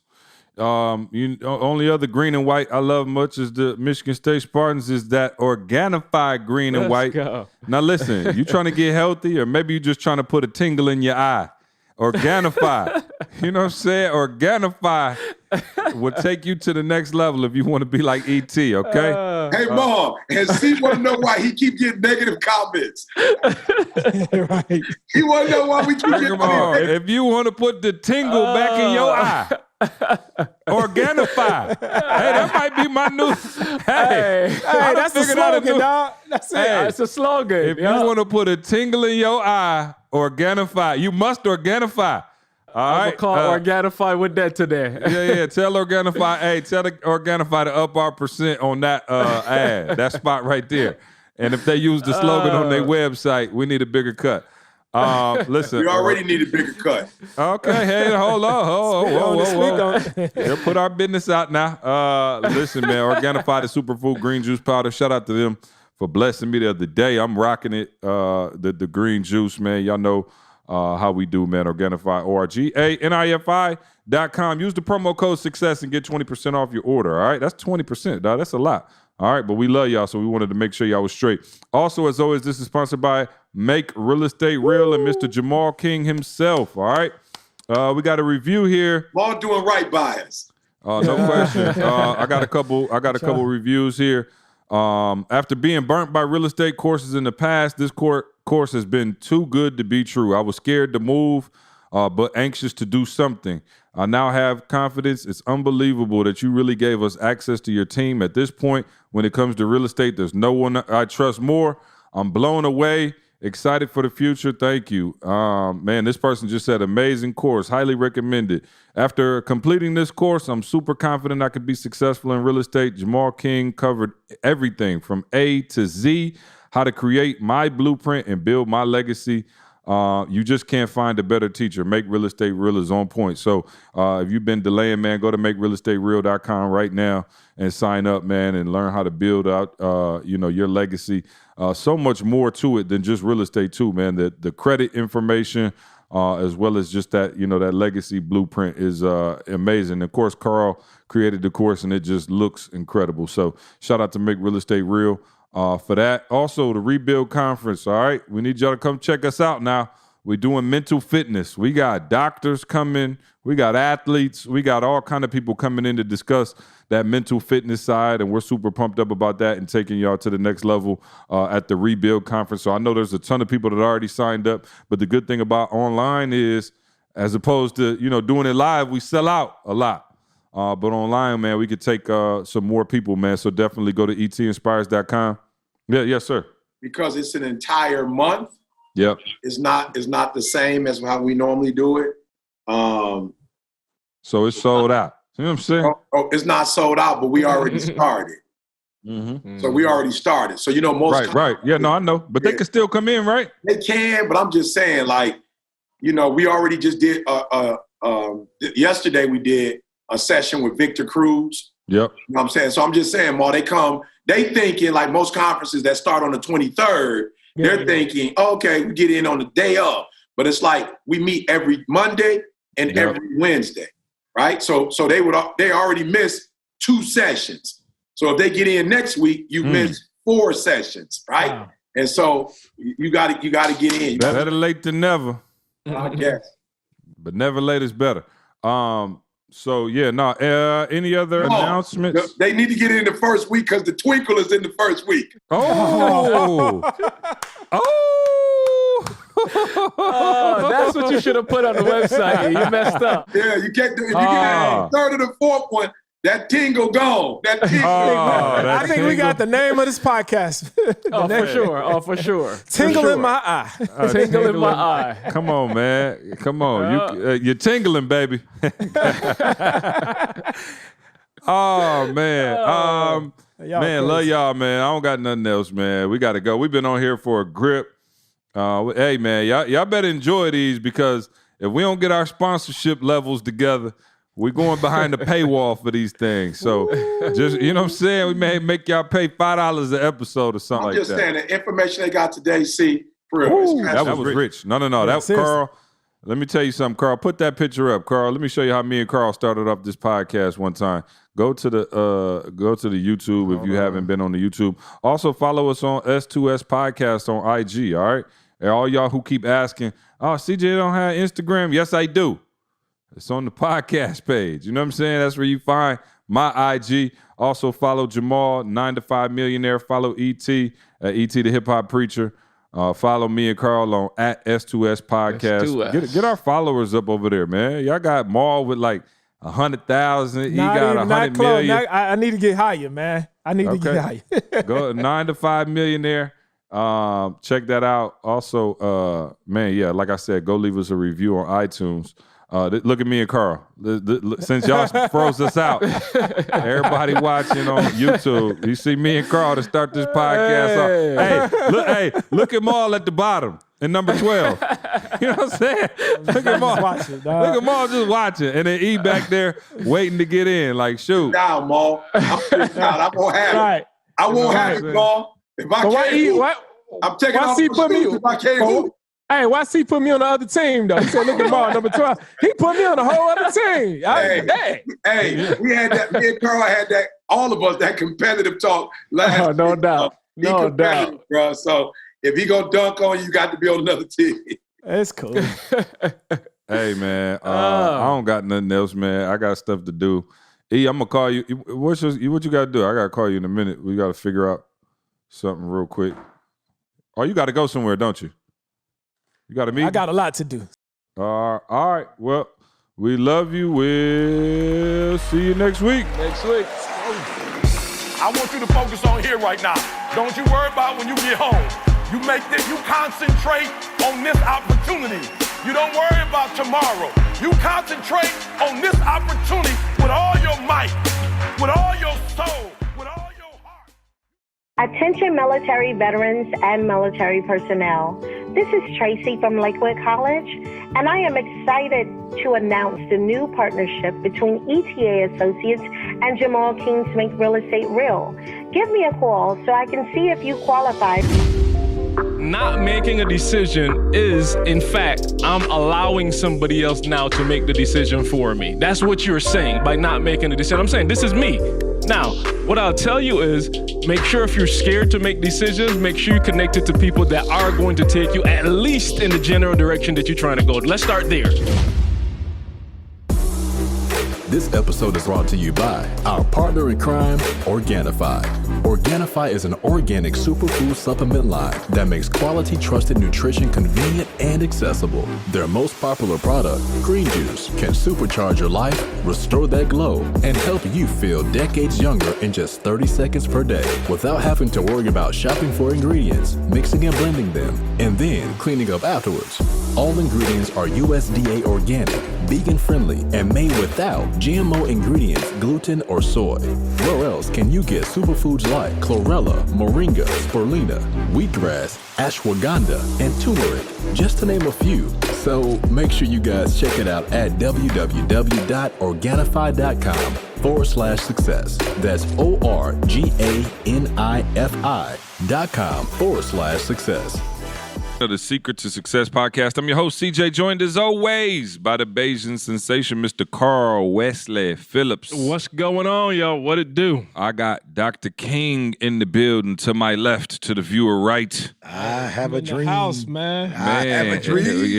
You calmed down yet? No, I ain't calmed down. No, sir. No, sir. You know what I'm saying? Maybe we might get a word in this podcast, Carl.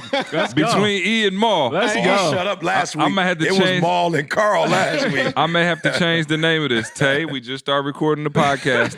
I will call you back as soon as we're finished. Is that okay?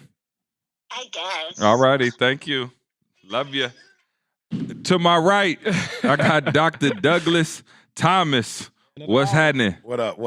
Hey, and while Trey is in the city, Oh, Lord. he's not here. So we can't do the show. Can we? Well, how do we Or start? record him. Let's put it you in or shoulda something. Zoom, record him. Right, Make him do the joke and then put it on the front end of the. okay, maybe we could do that. Yeah, something. You know what I mean? I was going to ask if any of y'all had a joke. Oh, You know what I'm saying?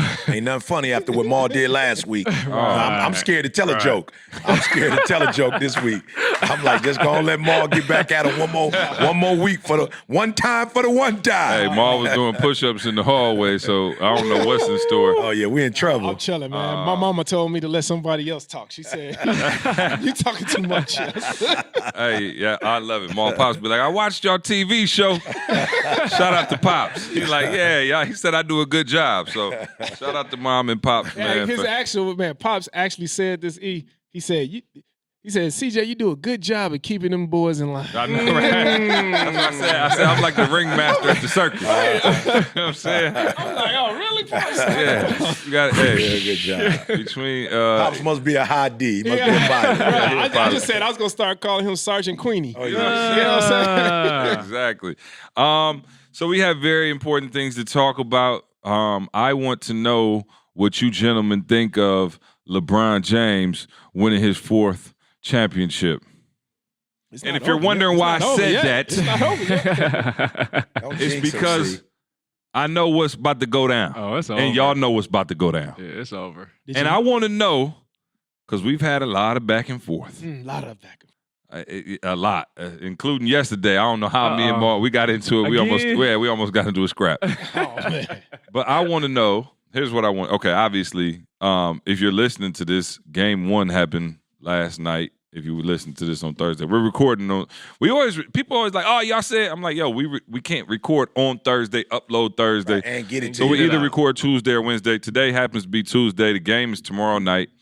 So I want to know if LeBron gets his 4th, where does that put him, and does it change your perception of where he currently is, or is a ring he's just still behind Jordan and that's it, is over? Well, let me say this, Okay. and again, I hate to go here, Maul, but I was talking to CJ in my mind the other day about this, and I was waiting for us- me. I was waiting for us to get to the podcast. I'm serious though, like y'all know I'm not like, like basketball savvy like that. Like I don't know the ins and outs of basketball like that. But I really was like, yo, my respect for Jordan went to a whole other level. I like the pause. I like the pause. I'm just being I like real. how you set that up, bro. I love it. I'm just saying, I was watching LeBron and I was like, yo, LeBron is killing them. Like for real. I was like, yo, it's like I don't know why he not scoring every time, because he can. But I was looking at Jay like Jordan was 6'6", bruh.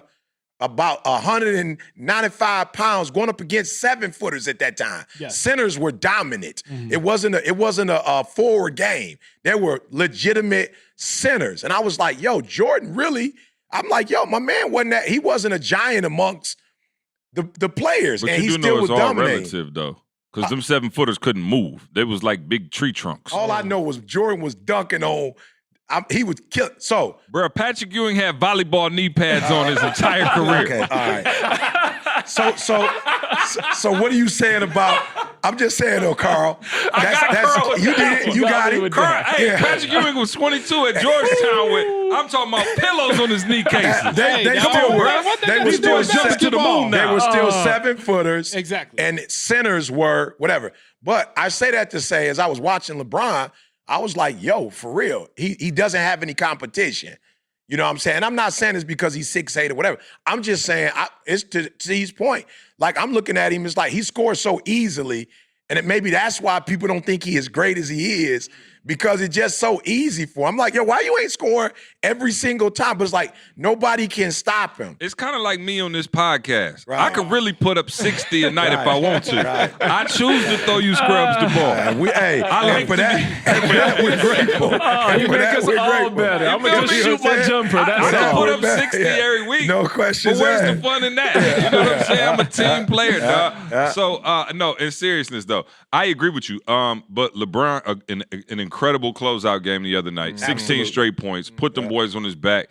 What is impressive to me, and Marlon and I agreed on this point, is he is in his 17th year. No questions asked. So Nobody's that's ever the done most this. impressive thing Nobody's ever about done this. 17. Most players don't probably do this. We can legitimately say 70% of NBA players don't play this well in their prime, the way LeBron is playing. No questions asked. That did I send this to you? I think it was. LeBron has been to more finals now. Oh, they showed it most franchises. Than 22 franchises. Yeah, they showed it. Yeah, unbelievable.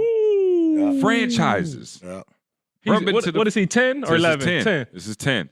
So I love it, though. I love how C is okay with the non-execution boy when it's his guy. Just go. We just going. Just go. We just going. You know, he comfortable with that. Now, normally, though, he ain't comfortable with that. He want execution. You got to win the championship. Right. Yeah, normally you on the execution boy, but because it's your homie, you going with the effort now. You going with effort so on me now. because he not 10 out of 10? Is that what you're saying? Or 7 out of 10, or 5 out of 10. Okay.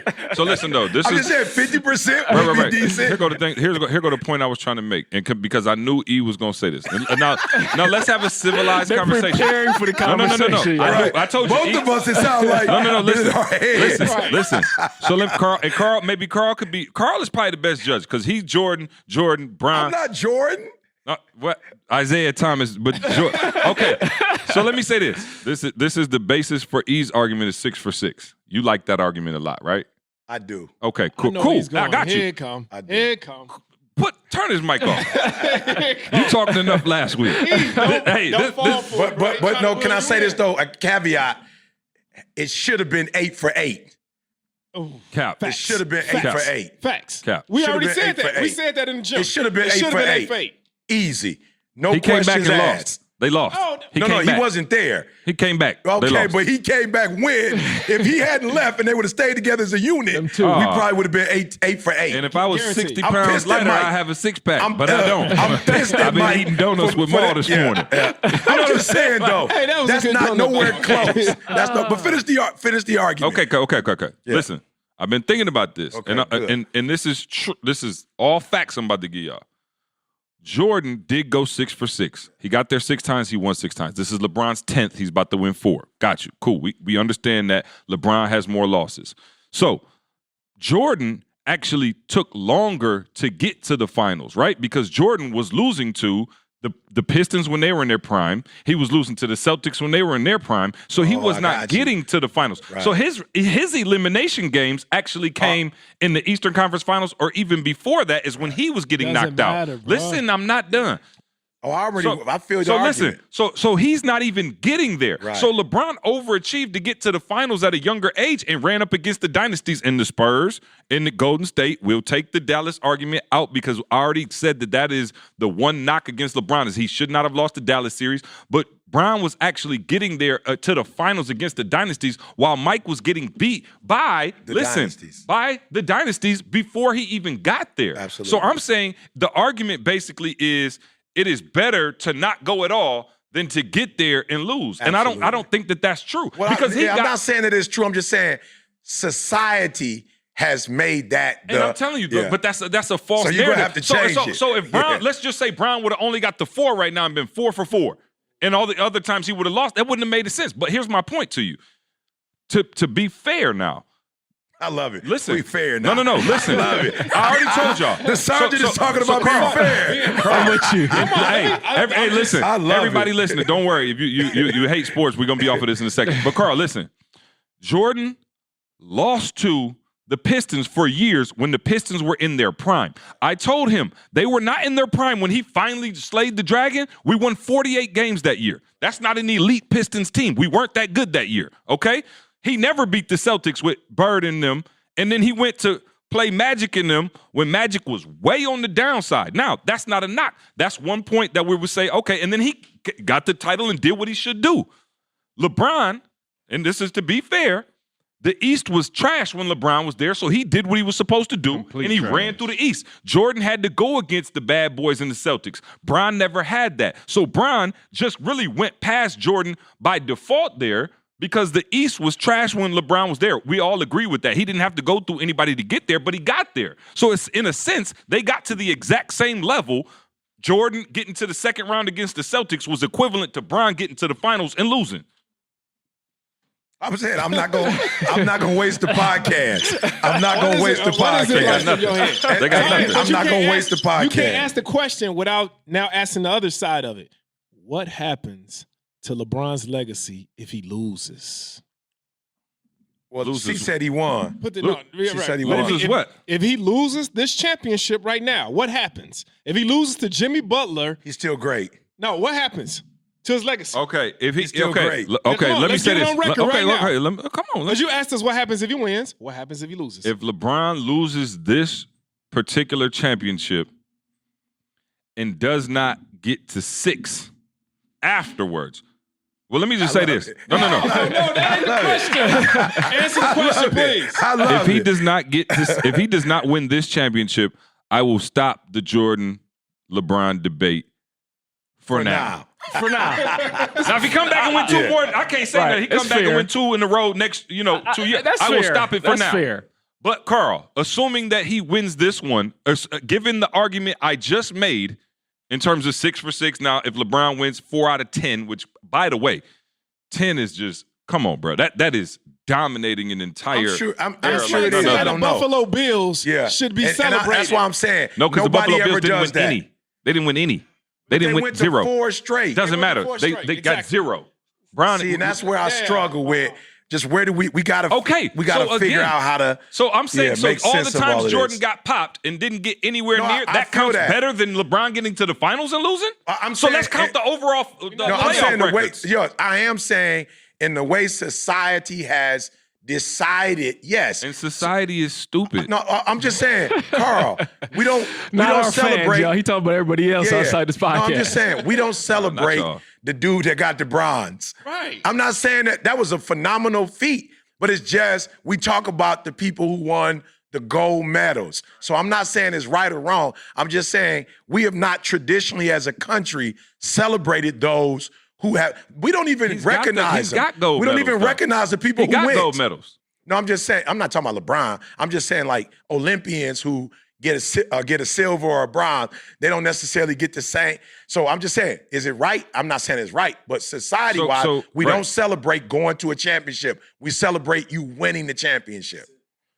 We don't even talk about the second. We don't even talk about whoever the team was. Like they don't even remember who the team was. So you're making an exception for LeBron. Great argument, I'm making though. no exception. Yeah, no. I'm telling you, the Jordan didn't go. LeBron went. That's a phenomenal argument. I'm saying to C's point, you got to give credibility because again, you can't compare it to football. That's a whole different. And here's my big challenge with the overall arguments. I don't even think the two games are the same. Like, I'm just being real with y'all. I don't think the game that Jordan played versus with LeBron, I don't even think they're the same game right now. I saw Joe get a foul on some ticky-tack. He touched his thumb. They was close ironing.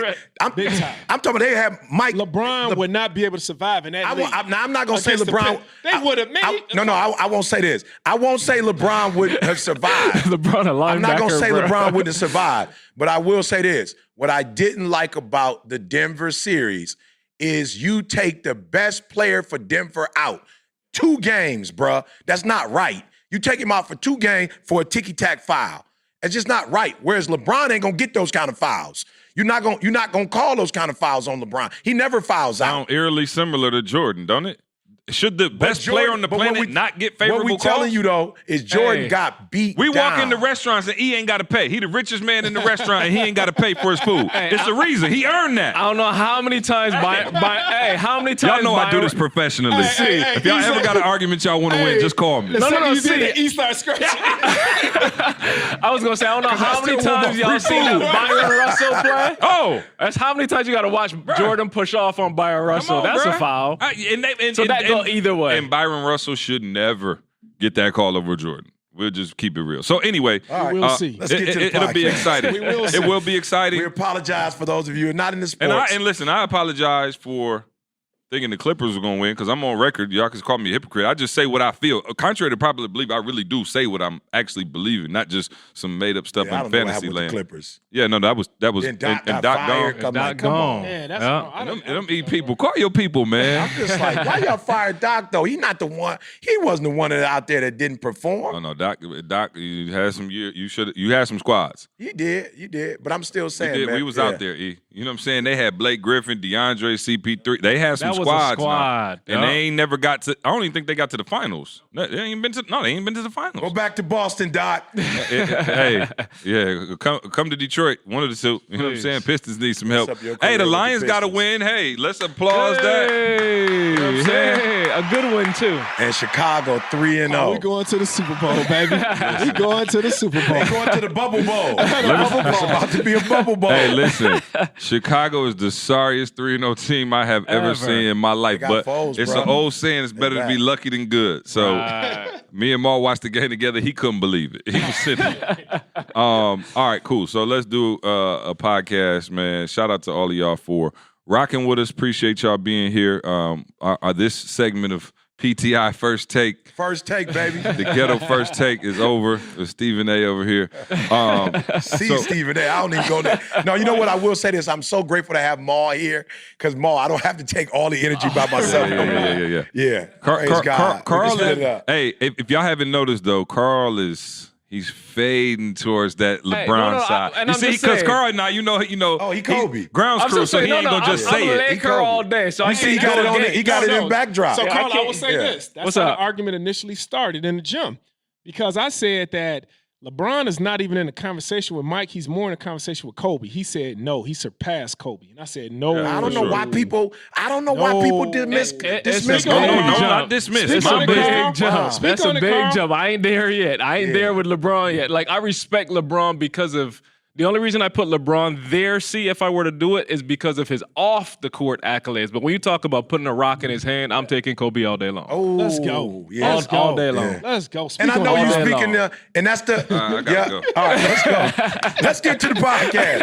We'll have to we'll spend the next 15 minutes of the next one going there. Yeah. What's the topic for today, C? I forgot. I forgot. I don't even know. Carl done set me back. No, we still. I'm holding it down. See, I'm still holding it down. I was picking up on Kobe's legacy, bro. Kobe is a GOAT. Kobe's a GOAT. I hate that's what I do hate about these arguments. You got it like down somebody else to like big up somebody. You know, it's just part of how debates and arguments go. But I'm like, man, so what if Jordan beat the Pistons when they was 137 years old? Don't nobody care. He still won. You know what I'm saying? So what? Bill Laimbeer couldn't even walk when they, you know what I'm saying, that championship. And Isaiah, you know what I'm saying? Don't go for it, Isaiah, we're going to get to this podcast, So Paul. what? I'm done. Let's see go there. Hey, we're going to get to a podcast. Let me tell you something. I said, they beat the Lakers. I said, they had Magic Johnson, who was not in his prime. I said, who else was on that team? And what did you say? You fixed your lips to say who? That boy said, Moses Malone. Not even Kareem. Lord. I said Moses. Oh, man, shout out to Moses Malone. All right, cool. E hit me the other day, right? And as a matter of fact, he sent me a voice note. That's E's thing. If y'all don't know, if you're not well, they should be listening to the podcast. They should know. E will send a voice note on you quick. And he was like, yo, you know, we talked, I put up the picture of my man, the doctor from My 600-Pound Life last week. And I was like, yo, we got to talk about this, right? And E had sent me a voice note and was like, yo, like, I feel you on the accountability thing, but what's the difference between accountability and bullying? You know, and I was like, man, I didn't really know where he was going. And then he went on in the voice note to explain that you got people masquerading bullying as accountability.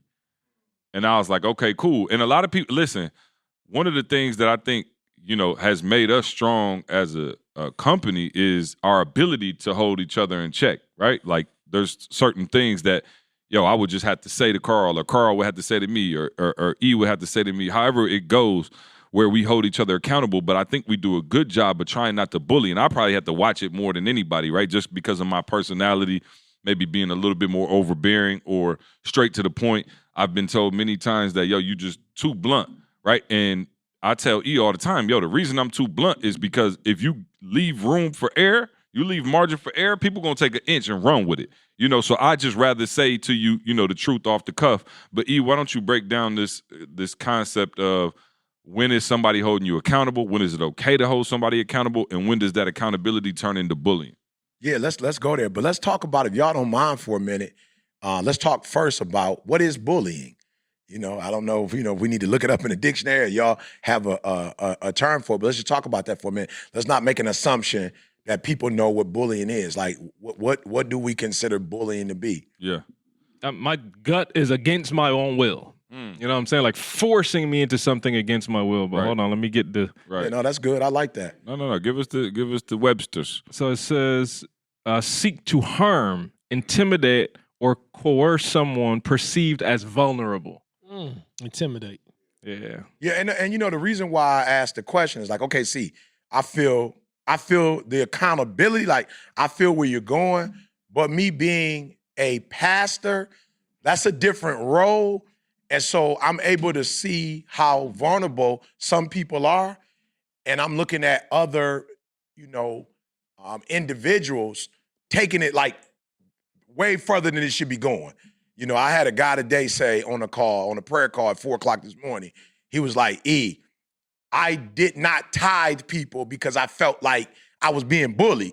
You know, but he was like, yo, I started going to this church with my wife. My her pastor was, I think, a firefighter and something else. And he was like, yo, my man got a job. So I ain't necessarily feel, you know, like I was putting him on a private jet or whatever. He already got his money.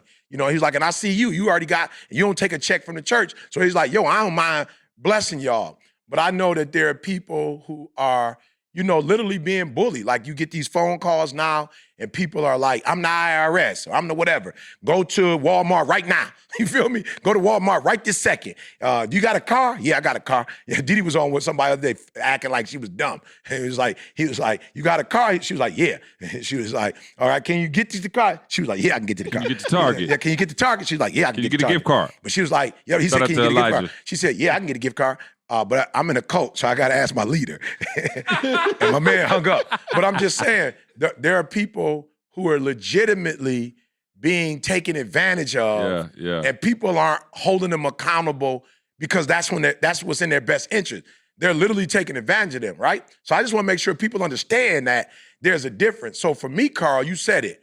To me, bullying is when you're trying to get somebody to do something that they didn't agree to. So I don't mind if I say to CJ, yo, C, here go my goals. Boom, boom, boom, boom. And then C go, hey, E, are you doing boom, boom, boom, boom? And I could either say, yeah, I'm doing it, or nope, I ain't gonna lie, I ain't doing it. And then he could put the press on me. But there are some people, because let's look at the truth. Flight assessment shows you that 88% of the world don't like dealing with conflict. So 88% of the world will let you tell them something that they might not even value, or it may not even be like they about to run a marathon with you. They didn't agree to run a full doggone marathon because you want to run one, and now you telling them, like, we going to run a marathon. They not going to go, nope, I don't want to run a marathon. They going to go, okay, let's run a marathon. And I'm talking about to kill themselves.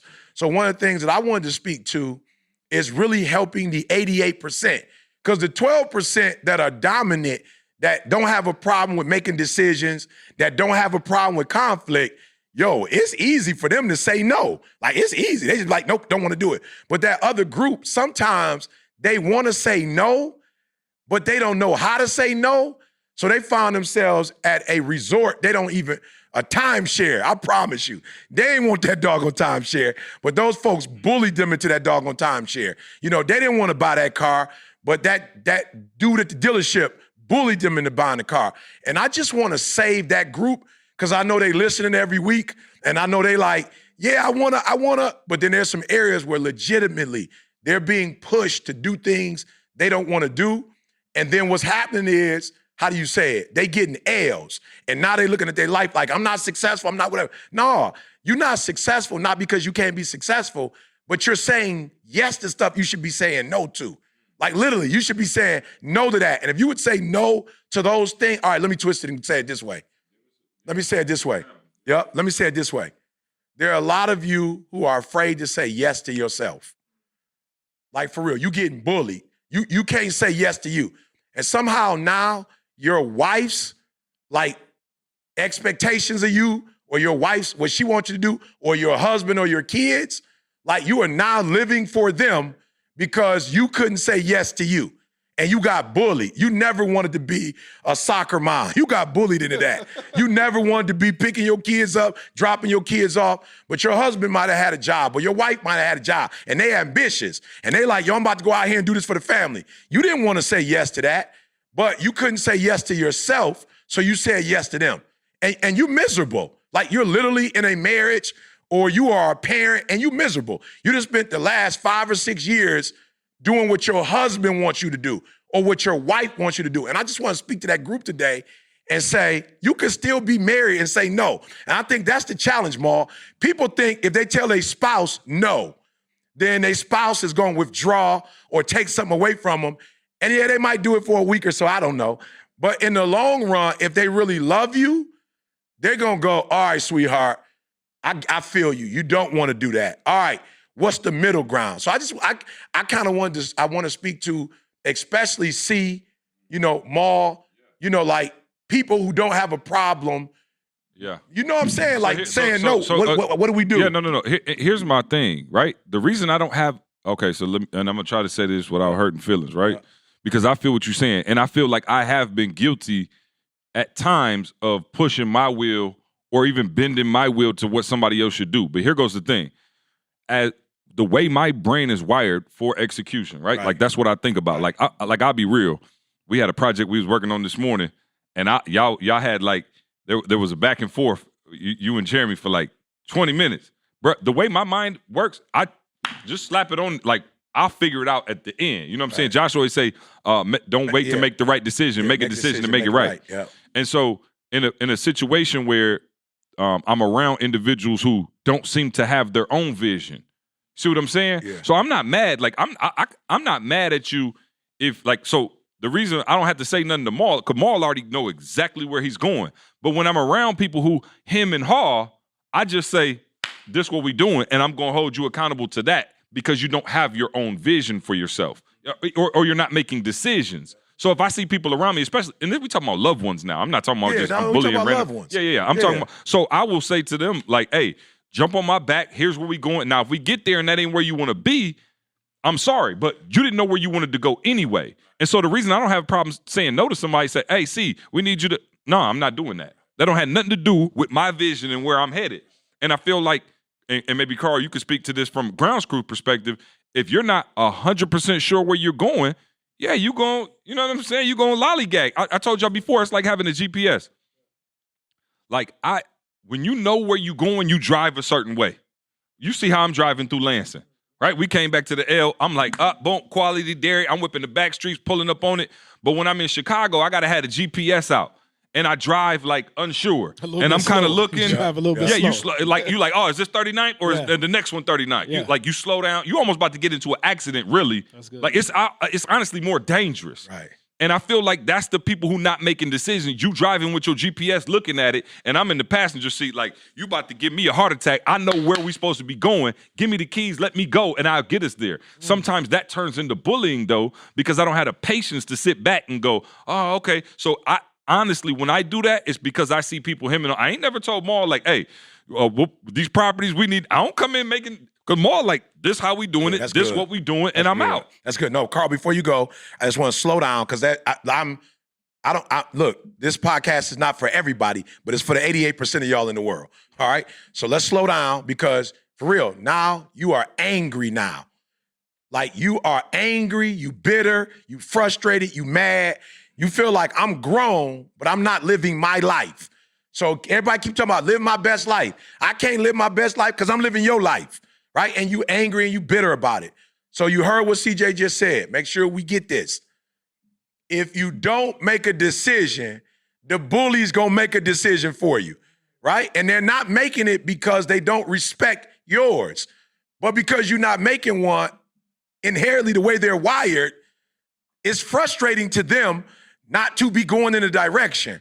So you got to take ownership if, one, you're listening right now and you got bullied because you didn't have a vision, right? So understand that. So I'm saying the way to reverse this now is for you to start, write the vision, make it plain. Maybe that's why he said it, Maul, because he knew you wouldn't get bullied if you wrote the vision and made it plain, right? So maybe that's why God said. So for those of you who are listening and you fall into that category, I just want you to start saying to yourself, what is my vision? What do I want?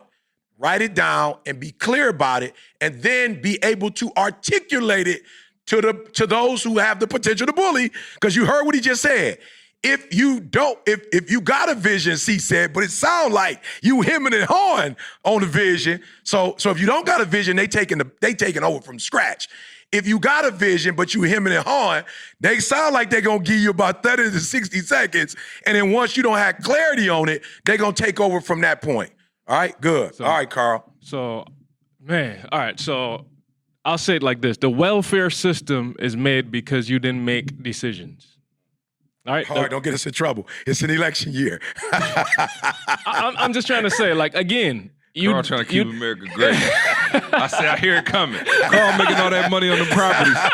Here come Charles Barkley. I'm using an example. But my next example is we have a medical system for a lot of people that didn't make good health choices.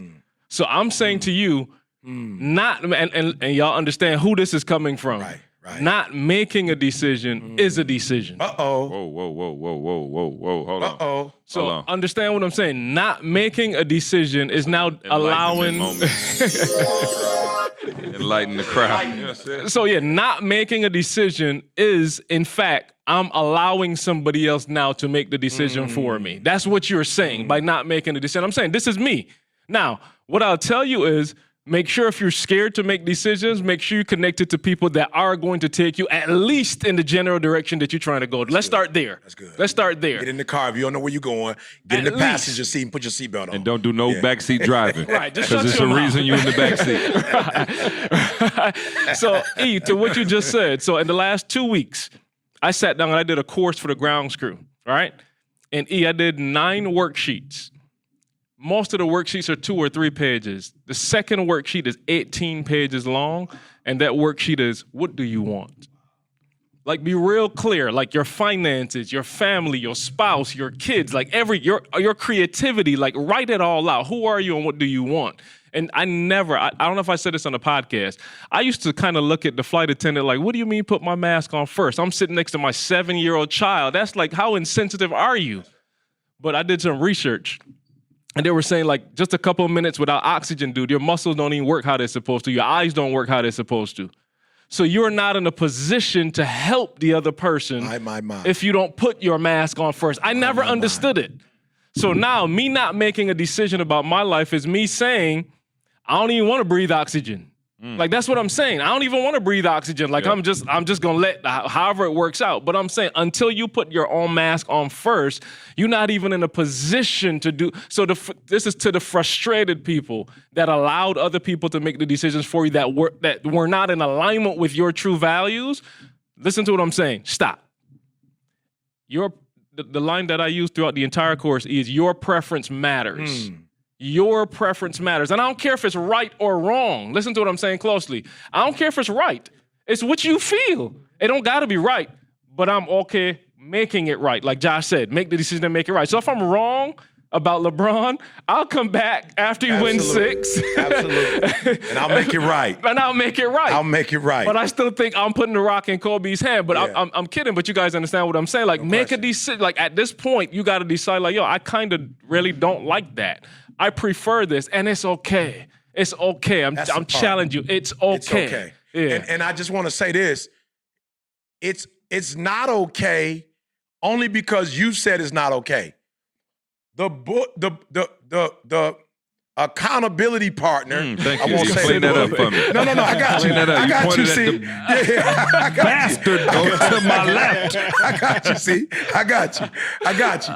The accountability partner is not even taking it as personal as you taking it at all. You feel Not me? at all. So those feelings of anxiety that you have, that's making you not want to make a decision because you feeling like they about to bully your decision. They're not about to bully your decision. You bullied your own decision. You said C gonna think this, and C gonna think that, and C gonna do this, and C gonna say that. So because you were saying it in your mind, C wasn't even about to say that. But because you said it, you talk yourself out of making a decision, then you gave it to the accountability partner to make. And then when they made it for you, now you're upset that they made a decision that you wouldn't make. We got the resentment. This is a great topic, man. When you look at it, like I said, the Bible is undefeated. It's undefeated, bro. Like these conversations we having right now on the podcast, they was having these conversations thousands of years ago. Yeah. Bro, one of my favorite scriptures, bro. A double-minded man. It's unstable. All his ways. Unstable. And how many of his ways? All his ways. All right, preacher. Preach, preacher. Come on, man. I felt it in the spirit, bro. A double-minded man. You can't make your mind up about nothing. Yeah. You're going back and forth, back and forth. Yeah. You are unstable in all your ways, and you wonder why you're getting bullied. Yeah. You wonder. And see, we're talking about bullying from this level, but a lot of y'all go to your jobs every single day and you've been getting bullied from your jobs. Your 9-to-5 has been bullying you for the last 20 years. This is generational bullying. Because you can't make your mind up on what you want to do. I go back to how C talked about that vision. Because you don't have a vision for yourself, we as the company now are going to give you a vision for you. Yeah. And it may not be in your best interest. And it may not be in your best interest. Oh, no, it won't. Right. All the time. It's in the best. No, it won't be. 60 hours a week. It's in the best No, interest not for at the all. I was thinking about our company. I was trying to think No, I about still won't. Me too. You know what I'm saying? So you right now, man, you getting bullied on your job. You're getting bullied in every single area of your life because you are unstable, bruh. You just don't know exactly what you want. And so that goes back to the same thing Carl was saying, you were saying, EC, about having that vision for your life, knowing what you want. When you know what you want, you walk different. The same way, see, the way how when he's in Lansing, he drives like he know what he's doing. But when he's in Chicago, you know, he drive like driving Miss Daisy, you know, real slow, don't know where he's going. That's because you don't know. You don't have a clue. You're nervous. You're going different about the way you walk. And in life, that's how you do it. You walk different. Your decision-making is different because you're unstable. You're not sure about where you're going. But when you know 100%, bro, you walk with a different kind of confidence. You don't even, somebody try to bully you. Let them try to bully you. If that on the line with what you're doing, with the vision on your life, dog, you're going to be like, man, get up out of here. You ain't even going to entertain that foolishness. You're not even going to entertain it. But the reason why you entertain it is because you don't know what you want. Period. And that's the frustrating part. And Carl, we've been through that in our relationship a million times. And again, I think Carl got to the point where he was like, okay, I know C not going to bully me. Like, he's not going to bully me into making the wrong decision for my family. But there were times, Carl, when I used to just be like, Carl, like, let's go. Like, make the decision. I don't care. Like, just make a decision. And it used to be hard for you. And I think that used to be a source of contention just because, like, literally, if you look at me and Carl profiles, it's probably exact opposite. You know what I mean? But as a brother, it's always been solid. But in business, it would be things where I would be like, Carl, like, yo, make the decision. Or I would feel like in times, Carl, there would be times where you got bullied by other people, right? Like, and he would be like, well, it's your fault for letting Carl negotiate the contract anyway. You know what I'm saying? And I'd be like, dang. And I would try to catch it, or we would have that conversation. I'd be like, Carl, no, this is what's ours. You know what I'm saying? And so, Carl, I guess you could speak to that perspective of kind of like, you didn't always want to make a decision. Like, so, was it, and I want to know seriously, because I don't know, was it that you were afraid to be wrong? The moment. We about to have a moment right on the podcast. Let's go. Come on. Fix my business. No. Listen, because I never really stopped to ask Carl. CJ Van Zandt. You feel me? I never really stopped to ask him. No questions asked. Why he didn't want to make a decision. Absolutely. Or why I didn't always feel like you would make the best decision for us. Anytime I make a decision, y'all know I will. But it will be for the family. Right. Like, y'all, they know I'm like a Papa Bear when it comes to ETA. Yep. I'm talking about like 50 Cent outstanding. Y'all heard me say this before. I will get at you if it's legitimately ours, and I feel like we're being robbed of that. And I didn't always feel like that from you. And so what was it that, one, made you not really want to make a decision? Or when you made a decision, it wasn't always like that aggressive, this is for the home team decision that I felt you should make? So the excuse I'll start with. Always start with an right. excuse. We'll start with the excuse. Never take full accountability. Why would we do that? The excuse I'll start with is, dude, it was such uncharted territory for all of us, right? Mm-hmm, and for sure. No, like I said, so a lot of things, overthinking. If you're a ground screw, you took the assessment, you a high S, like overthinking is like the nemesis. That's your kryptonite. Yeah. So the first thing for me is like, dude, I came from another country. I technically don't even speak the same language. Technically, I don't. I don't know the shows that you watch, all of them. I don't know all the references. So technically, I don't speak the same language. So see, it comes back down to confidence. That's really what it boils down to, is confidence. Like, man, I'm in their world, and I don't want to mess it up. That's what it's really coming down to. I don't want to mess nothing up. So and again, it's all in thinking. Messing it up is not making a decision, yes, right? absolutely. That's I understand that now, but then it's like, man, if I kind of just do half here, if I kind of just played safe here and bury the one talent and keep it right here, we gonna be okay. So that was the mindset. It roots down, like if I were to go to the root of it, it's confidence. I didn't trust myself, number one, because I hadn't been in this environment before. Number two, I felt completely like, man, I'm out of water. I don't know what I'm doing. You know what I'm saying? Facts. Neither did I. Facts. But I'm saying, so it was like, we ain't never had a Breathe University, like, and I'm trying and I'm doing this. I don't know how people respond to overthinking. It's just like, I'm not confident in the decision that I'm going to make. So let me just kind of play it slow. And I know C gonna step in and help me. You know what I mean? I had a safety net. That's really what it is. I had a safety net. And I didn't mind doing it. You know what I'm saying? Like I said, I just wanted, again, and that was part of the conversations we've had a million times, just in terms of the company and you stepping up into your own role. And like, you would call me over stuff and I'm like, Carl, I'll give a story. She had me fire one person. Oh, man. She was like, yo, this about to die. Keep America great. Carl fired somebody. Oh, see, well, actually, it was two. It was two. It was one of our younger members, and then we had another group that we had to. And C was like, yo, it's in your department. What you calling me for? And I called C on some, like, I knew C was going to, like, I'll call him. And he was like, oh, no, it had nothing to do with me. This is your department. You take care of it, bruh. That was the worst 2 weeks of my life. Like, it took 2 weeks. It was hurting me. It was 2 weeks for me to make the decision. You do it yet? I'm like, oh, no. We scheduled a call for like next week Friday. Next week Friday. I got him on. Carl had him on 19 improvement plan. I said, bro, it ain't improving. And see, to be honest with you, that actual circumstance was one of the ones that started my transition, because the conversation was all of 2 minutes long, and it was a mutual, like, oh yeah, you're right. Yeah, it was like a dialogue. Like, absolutely, you're right. Like, we're not aligned. Like this, we're going different directions. That was the end of the conversation. So let me ask you this: is it that you scared to hurt their feelings? Is it more what is the apprehension? Because I don't mind firing you if you took the rope yourself and you hung. You know what I'm saying? Like I didn't do that. Like again, I think I'm more than fair. You know, I could be wrong. You know what I'm saying? That's self-assessing. You know what I'm saying? Grade his own paper. Grade his own paper. Hey, yeah, right. I said the other day, I remember I said it when we was in the gym. I said, I give you enough rope to hang yourself or climb a mountain.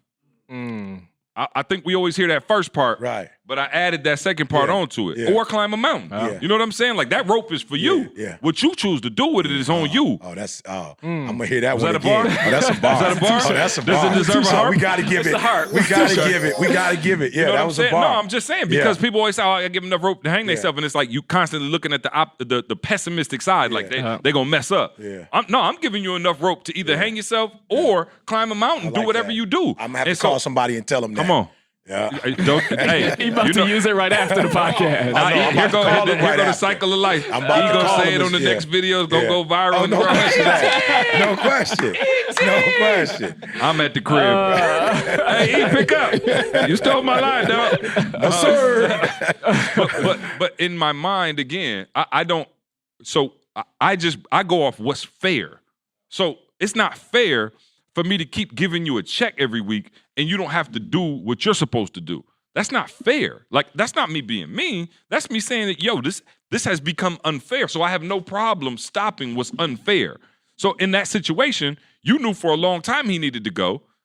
The production wasn't there. The attitude wasn't there. The effort wasn't there. And so why is it still this apprehension of like, I don't get it. It's not fair, bruh. It's again, we see the world through this lens of empathy, right? So I am in. What's that? Can you look up the definition? Look that one up. Use it in a sentence. I'm not a bully. Y'all just play one on the podcast. But yeah, so what I do is I get into now it's happening to me.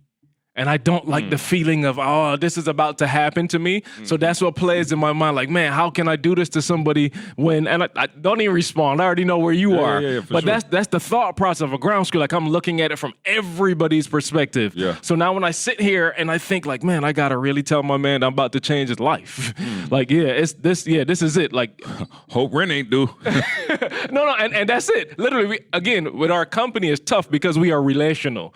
So now I know that my man was about to do some transactions in his life. He was about to try to move. He was about to do a couple things, right? And I'm like, I want to sit down somewhere. Oh, I'm about to pull the plug off of my man's whole life plans right now. So I go into that, again, overthinking from now somebody else's perspective and not necessarily putting— From the company's perspective. No, watch this, right? I was going to say not putting my mask on first again. Absolutely. Back to that. Absolutely. So I'm putting on somebody else's mask and not putting my own on to see that it's affecting me. That's great. So let's just real quick, I want to make sure y'all got it, right? So the first one is overthinking, right? So while you're overthinking, the accountability partner has thought, okay? While you're thinking, accountability partner's like, I got it, it's done.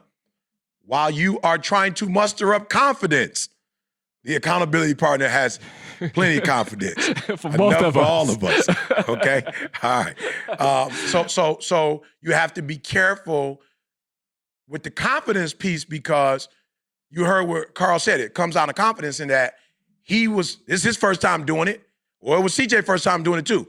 But the way they approached the first time was one approached it with, I don't really know. The other one was like, I do know. And even if I don't know, I know. still know. Okay? So just be careful as you're dealing with your accountability partner.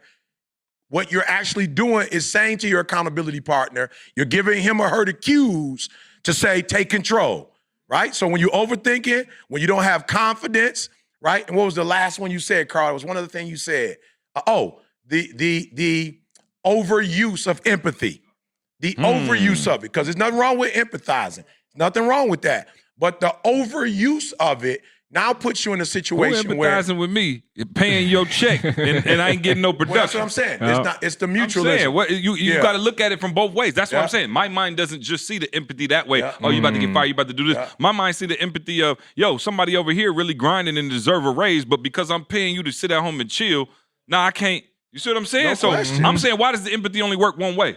Who feels sorry for the man cutting the check?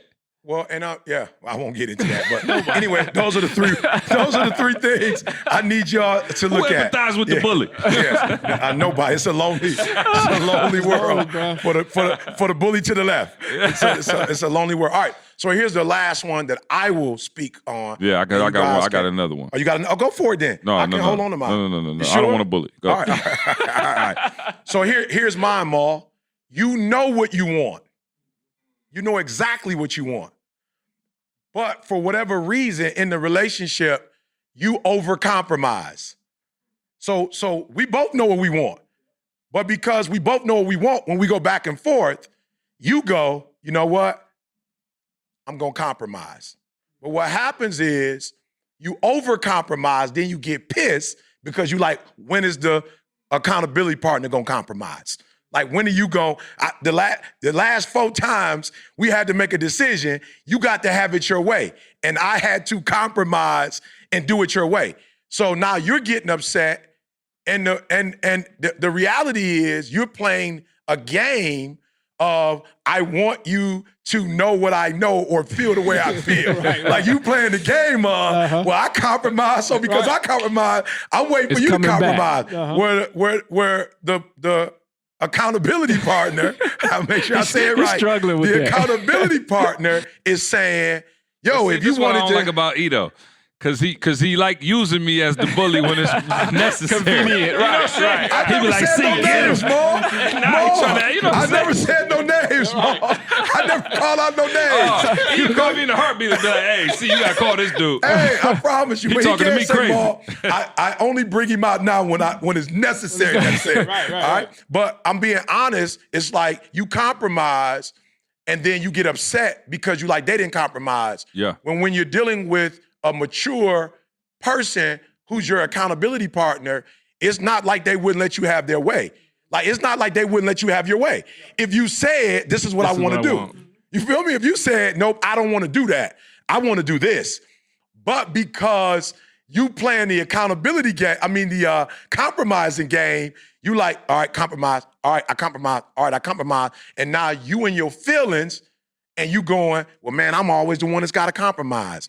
They ain't never compromising. And so I want to speak to that group and say 3 things to you. The first thing is this.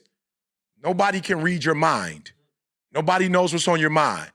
You got to speak up, right? You got to know that if you're in a healthy relationship with a healthy accountability partner, that at the end of the day, they're only trying to do what's right for the team. They're not trying, it's not a selfish thing. So number 1, you have to speak your mind. Nobody can read your mind. Number 2, listen to me very closely. You got to get out your feelings. You have to understand that when a decision is made, it has nothing to do with your feelings. When a decision is made, it's all facts. It's all empirical evidence. It's data. It's reason. We're looking for results. And now you decided to go with them, and this is not fair to them. And I got to be real. I used to do this. It's not fair for you to compromise and then be in your feelings. If you're going to compromise, it's over after that. The decision was made, so we're going to go full to the decision. And I'm not going to sit here and lie and go, if, we made a decision that I wouldn't give 120%, but really I wasn't giving 120% because I was trying to give 120% effort, Maul, but some of my feelings was in there too. So probably now I'm only giving 85 because I'm caught up in my feelings. So the second one is you got to get out of your feelings. Like, this is not about your feelings, right? So again, speak what's on your mind, right? Get out of your doggone feelings because ain't nobody tripping on your feelings. And when you compromise, don't play games. If you're going to say they can have it their way, let them have their way. Maul, it's in the word again. It's in the word again. Love bears no record, Maul. It bears no record, Maul. So you can't go, I compromised 3 times. Because that's what's pissing you off. Right. Because you're going, I compromised 3 times. You don't never compromise. I always got to compromise. Well, if you don't like compromising, stop compromising. Like, stop doing something you don't really want to do, and then you pissed about the fact that you compromise. So if you really want to go to Chicago instead of going to Michigan City, don't go, I'm going to go to Michigan City because you want to go to Michigan City. And then when we get to Michigan City, you pissed because we can go to Chicago. You feel me? Just say, yo, I'm going to keep it 100. I don't feel like going to Michigan City. Okay, now I want to go to Chicago. Now you're doing a marriage conference. Oh, okay, I'm sorry. You know what I'm saying? Now you're taking this somewhere it shouldn't have been taken. By the way, if you did not hear the marriage. Never knew that I was missing. We found. Hey, let me tell y'all something. Just when I thought E and I had been, close everything. for 15 years, I knew every in and out, all his secrets. I found out something on the marriage. Did you hear, Carl? I saw some of it. I didn't know what you're talking about. You gotta let him see it. Yeah, I can't give it to you on the podcast because people paid for that. Y'all should have been at the rebuild. They should have been there. But we had our wives on the rebuild. Oh, y'all know I hate bringing Didi out the house. Oh, let me tell you something. DLC gave us some info. That only paid people can get. You can only get this for pay. Hey, listen. Let me tell you something. I did not know that he was giving it up like that. Just know at I'm the blushing crib. right now. Just know I'm turning red right now. I can't even look at him the same. I'm over here. I'm trying Mark to be can't even watch my sermons no more. I can't watch the sermons, Mark can't even watch my sermons. Hey, he turned beat red and couldn't even talk. I'm talking about he couldn't even talk. Hey, can they purchase the replay? They can get the replay. Yeah, we'll get it. Okay, We'll get it. y'all better pay for that replay. Please get it, Because if you missed it, I promise you, I was when I say I never knew what I was missing. dog, when I tell you I was dead, I was dead. So anyway, Carl, I just figured out too. I can mute these jokers from here. You can. Yeah. Wow, I could have muted Hey, Mark. you do know that Which one is his? Hey, you do know that we 2, 3. You do know we've been told that me and E got some of the loudest voices Oh. in America. Maul we is 4, don't see. need to talk on mic. Maul is on 4? Maul is 4. Okay, talking to the mic. Oh, yeah, I can't hear him. Oh, you shouldn't have gave me that. Oh, I'm back on the controls. Carl, I'm connected to the Bluetooth here, and I got to call somebody. Do I push the Bluetooth and the phone up? Just the Bluetooth. You should be good on the Bluetooth. Yeah. Right there? Yeah. Okay, that's cool. All right, so I want to talk about something, but I'm going to phone in a special guest. All right, but this is what getting back to our original conversation of bullying versus accountability, right? So I was talking about my 600-pound life. And if y'all ever seen the show, I don't know if anybody, Ma, I know you never seen the show, but my man, he the doctor, he cut throat. So what they want you to do, this is deep. What they want you to do before you get the gastric bypass is he wants you to lose a certain amount of weight before you can even get it. Right? So like, man. Put your mask on first. Yeah, no question. In my mind, Carl, I'm saying, well, if you couldn't, I'm here because I can't get it done. Right. But his thing is, if you don't and you just get it, you're going to go right back. And I'm not finna waste my time with that. And so when we talk about accountability now, what he's trying to do is see if you can take some of this initial accountability and then I'll help you. Yeah. It's kind of like how we say when you're on the side of the road with your thumb out, everybody like, oh, you might be a serial killer. But as soon as you start pushing it, they just think you an honest citizen and need help, and they come and help you start pushing too, right? So here's my problem with all of you who say you want accountability. You want accountability, but you want the accountability the way you want it. Right? So like, I want to lose weight. You need to be my accountability partner. But then you dictate the terms of the accountability. That don't even make sense. Well, it does to me. That don't even make sense. I'm in the 88%. So I'm about to call LaShawna because I got a text message. Put your headphones on, E. So. Hello, LaShawna. You're live on the Secret to Success podcast with your host, Carlos Quinny Jr. I got Jamal, Make Real Estate Real King, Carl, the Bayesian Sensation Phillips, and Douglas, the preacher. We're all here. We're all here. The gang is all here. So, LaShawna, we are having an accountability conversation. And no. This, Shauna, it's accountability / bullying. Now, it's like which side? Yeah, you feel what I'm saying? He forgot to mention that part. Yeah. So just so you know, just tell the people, LaShawna, this is not pre-set up. I literally just text you since we've been talking right now, right? Yes. Yes. Okay. He said, pick up. We've been on the podcast. Pick up. It sounds like bullying right now. That sound like bullying to me. Oh, yeah. But I'm going to show you. No matter what you got going on, pick up right now. Hey, listen. And I'm about to show you what this bullying going to get you. Now, LaShawna was on the podcast. How long ago, LaShawna? A year ago. A year ago. Maybe like a year and a week or two ago. A year and a week or two. Okay, cool. And we talked about, LaShawna was like, yo, I'm ready to do this time. I'm ready to lose this weight. I'm ready to get on the other side of this thing. I'm ready. And I said, yo, if you're going to call me in, we're going to do it my way. Yes. We are not going to do it your way. Now, what time did we sit down and start doing the podcast? We've been doing it for an hour. It's 12:21, which means we started the podcast at 11:21. LaShawna, at 11:34, while we're having the accountability talk, please read verbatim the text message you just sent me 10 minutes after we started the podcast. Oh, wow. That's what I was doing? Hold on. Let me come on. pull it up. Yo, give me the exact verbiage. Okay. So I sent you a picture of my current weight, which is 295.8. And then I said, hands down, this is the hardest, most painful thing I have ever experienced. But life keeps moving.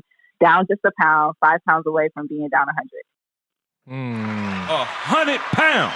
Wow. 100. Constructive bullying. So first of all, LaShawna, I am immensely proud of you. Absolutely.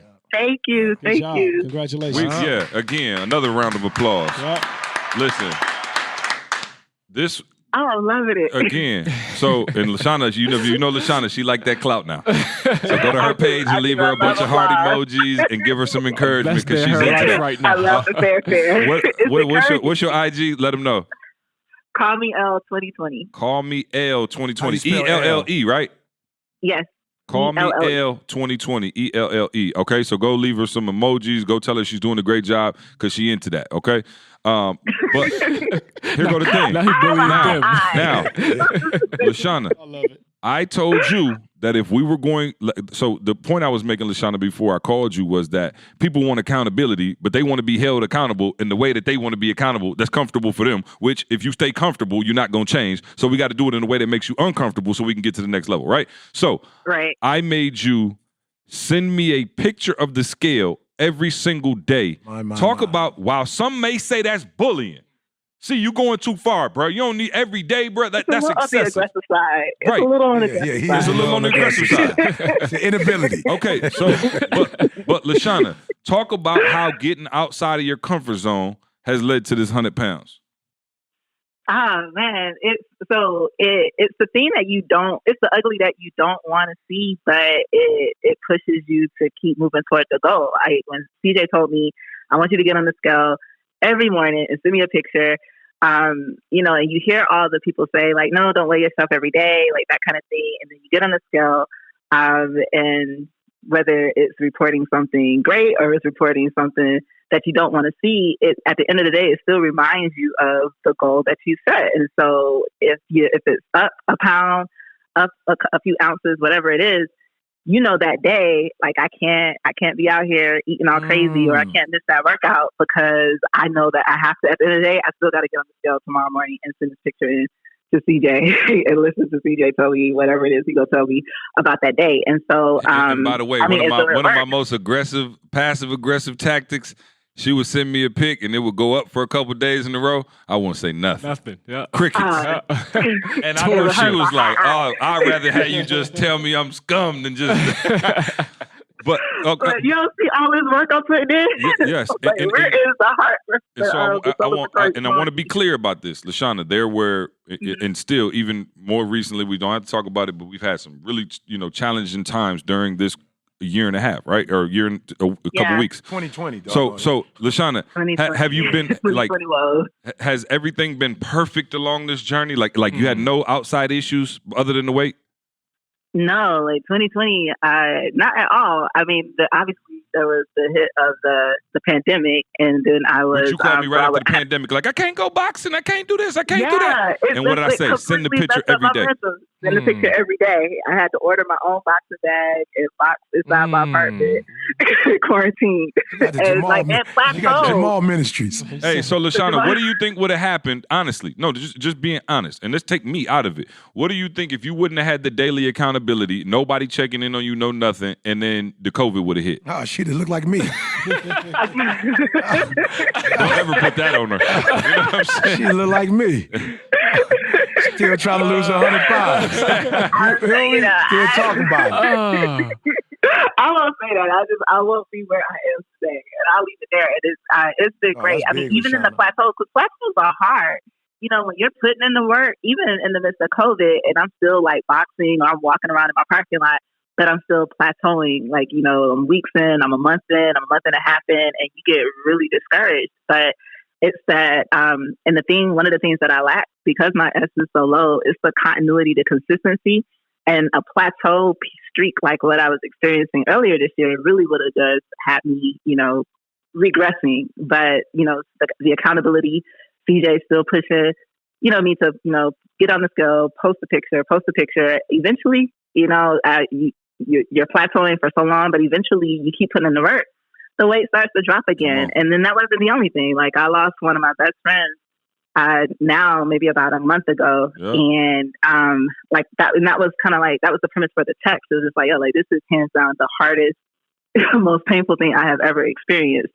And the day before he died, we were actually working out together. Like, we had just did like this 3-mile hike at the park, and it was just like, whoa, God. And he was even on his own health journey and died of a stroke. And so it was just like, what, like, what in the world, you know, is this whole life about? And the easiest thing for me to do would have been to just stay in the bed and just, like, you know, end it all with a piece of cake. I was just like, Lord, where is the cake? Emotional eating. Show. Yeah, and that's the thing. But I'm praising God because that wasn't, so far, that has not been my portion. You know, I've been out. I started that boxing. I've been out. I have a new coach, a new trainer, and I've been, you know, hitting 2 a days now, and still trying to get those 10,000 steps in, and and working on. Man. And do my work. Yes, sir. Always. And do my work. See what I'm saying? You still got your boss. Still got your boss on the line. You know what I'm saying? Still got your boss on the line. I'm sorry. I forgot. Yes, sir. Always. But listen, man. No, I appreciate you calling in. Another round of applause for LaShawna. Let me 100 say pounds. 100 pounds. 100 pounds. Yeah, let me say this, and thank God for calling in, because I probably would never said it to you, personally. I definitely thought it a couple weeks ago when you called and said on the prayer call that you had lost it. When I tell you, I'm just like, wow, super doper, uber proud of you. I could never lose 100 pounds. I'm just being real. That's 100 pounds. And I know that, I may not have 100. I don't know. From the one pack video, you got to be down about at least 86. I don't know, bro. I mean, I'm being real. The most I've ever lost was about 26, 27 pounds. Yeah. And LaShawna, when I tell you the 26, 27 was hard for me, like I didn't have no plateau, because if you only got to lose 20, you know what I'm saying? It's like, just being real. When you lose 27 pounds, when you lose 10, you feel me? You can see you lost 10. It's like, oh, I only got another 17 to go. When you got 100 to go. Yeah. Yo, I don't know what I don't have that kind of stamina. Yeah. You feel me? Like, everything I'm successful at in my life, I've been doing it for a long time. Like, I'm like the Ravens. Once I get down, my offense don't work. You know what I'm saying? Right. My offense don't work like that. Like, my offense don't work where I can be down by 20 points and then make a comeback. It's like, it don't work like that. Chalk it up. So I'm just like, wow. When you said it a week or two ago, like, yo, I got under whatever, something, you made it into the 200 pounds or something. Yeah, I made it into the 200 club. Yeah, and then you lost 100. I was just like, yo, God. I said to God, like, God, I got to get back to that discipline. Like, I don't have that kind of discipline in my life right now where I could be behind and make a comeback. You feel me? And I only not with Jamie making honey fried chicken sandwiches for you. honey crispy fried. So yeah, LaShawna, I'm just for real, Matt. Much respect, much respect, and I'll be praying for you on the next 100. Let's go. Awesome. Congratulations. Thanks, guys. Super excited. Talk Thanks to you so later. much. All All right, for sure. You're being bullied now. Yeah. Gotta go. But again, when you get outside of what you want from accountability, how you want to be held accountable, right? Again, you can't dictate your own terms of like, hey, well, if I don't do this, then no. Like, that's what you bring somebody in for who is able to do that. Y'all know, again, after football days, I was able to lose 100 pounds. So how am I able to walk somebody through how to lose 100? I had to lose 100. So I know how to do it. And it was daily accountability that got me there. I don't care what Weight Watchers tell you. Only weigh yourself once a week. You know what happened when we tried that? You gained 16 pounds in a week. I don't know how. I can't. In a week. Monday, I had a green juice. No, you didn't. No, you didn't. Oh, you did. Weigh in. Yo, you had a green juice with macaroni and cheese. Scale don't dress. All you told me about was the green juice. You ain't told me about macaroni and cheese. Yeah, and dress it. You know what I'm saying? Yeah. But again, that Shout daily out to Thanksgiving on the way. Shout out to those of this you. This the dangerous time of year no, right for here. real. If y'all listening, go ahead. Let's try to pull it back right now, y'all, because you know if we don't, we're going to have an excuse for Thanksgiving, Christmas New Year's. in the COVID. We still in there. You know what I'm saying? We still in there, COVID. So, but nah, man, it just, again, that daily accountability. And for those of you, it's crazy. Like I talked about it before, like when something is of vast importance to us, right? Importance to us, we may not need the accountability as much. Right. And I don't even know how to say it. Like I told y'all before, like the example I could use is like me and Candace go to our 6-month cleaning for our dentist, which we ain't been since COVID. Ooh. I probably need to go. It's been like 8-9 months. I'm right there with you. Right. But here's the crazy thing. I told you. She'll tell me like 2 weeks before my dentist appointment that I got a dentist appointment. And what happens is, let me take my Bluetooth off. What happens is I start flossing like overboard. Stop. Yep. 2 weeks before my appointment. Now I got a little floss pick, you know, I catch something, you know what I mean, whatever. But like, you know, when you take that like 10 minutes before bed to like really 5 minutes to just really floss your teeth, I will do it before my appointment because I don't want them to be like, you're not flossing right. And I don't know. Hey, let me tell you something. Shout out, I got a sister, dentist. She a sister. She must be a high pilot. She don't got no problems telling you're not flossing. And your mouth's gonna get nasty if you don't floss. So, Carl, think about how stupid this is. They my teeth. They my teeth.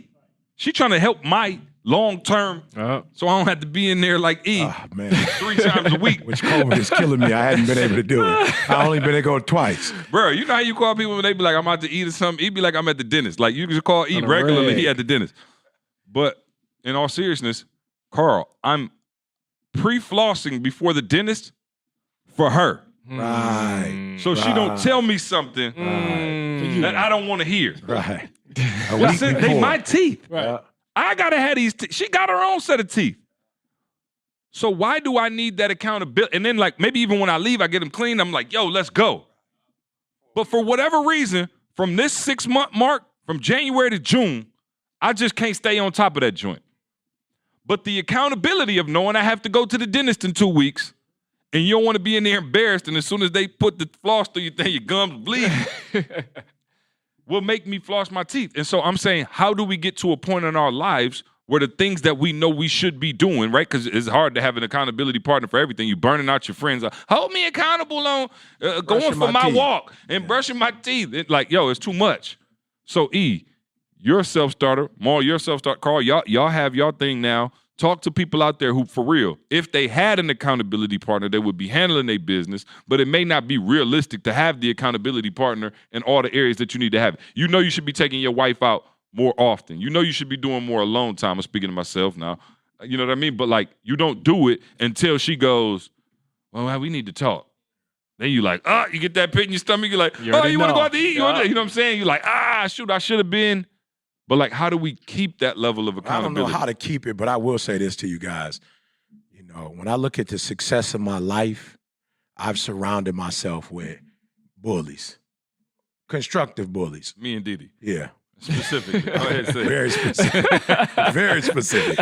He can't win, bro. He got it at the crib and at work. Every which way. And Lord so have mercy. when I look at, again, this is not a comparison, but when I just look at the success I have, I don't let people tell me, E, you just sweet like that. No. Those people who hang with me who may not be having the success I'm having, it is because, and listen to me, this is not a judge. I tell y'all, ET on the no judge zone. I ain't the one. I got great people around me. But you have to stop surrounding yourself with people who are not going to challenge you. I know it feels good. It does. And like you ain't got to worry about the DDs and the CJs of the world. You know, that whatever you feel when they tell you directly, whatever that thing and here's what you have to understand. You say, E, how do you do it? It's simple.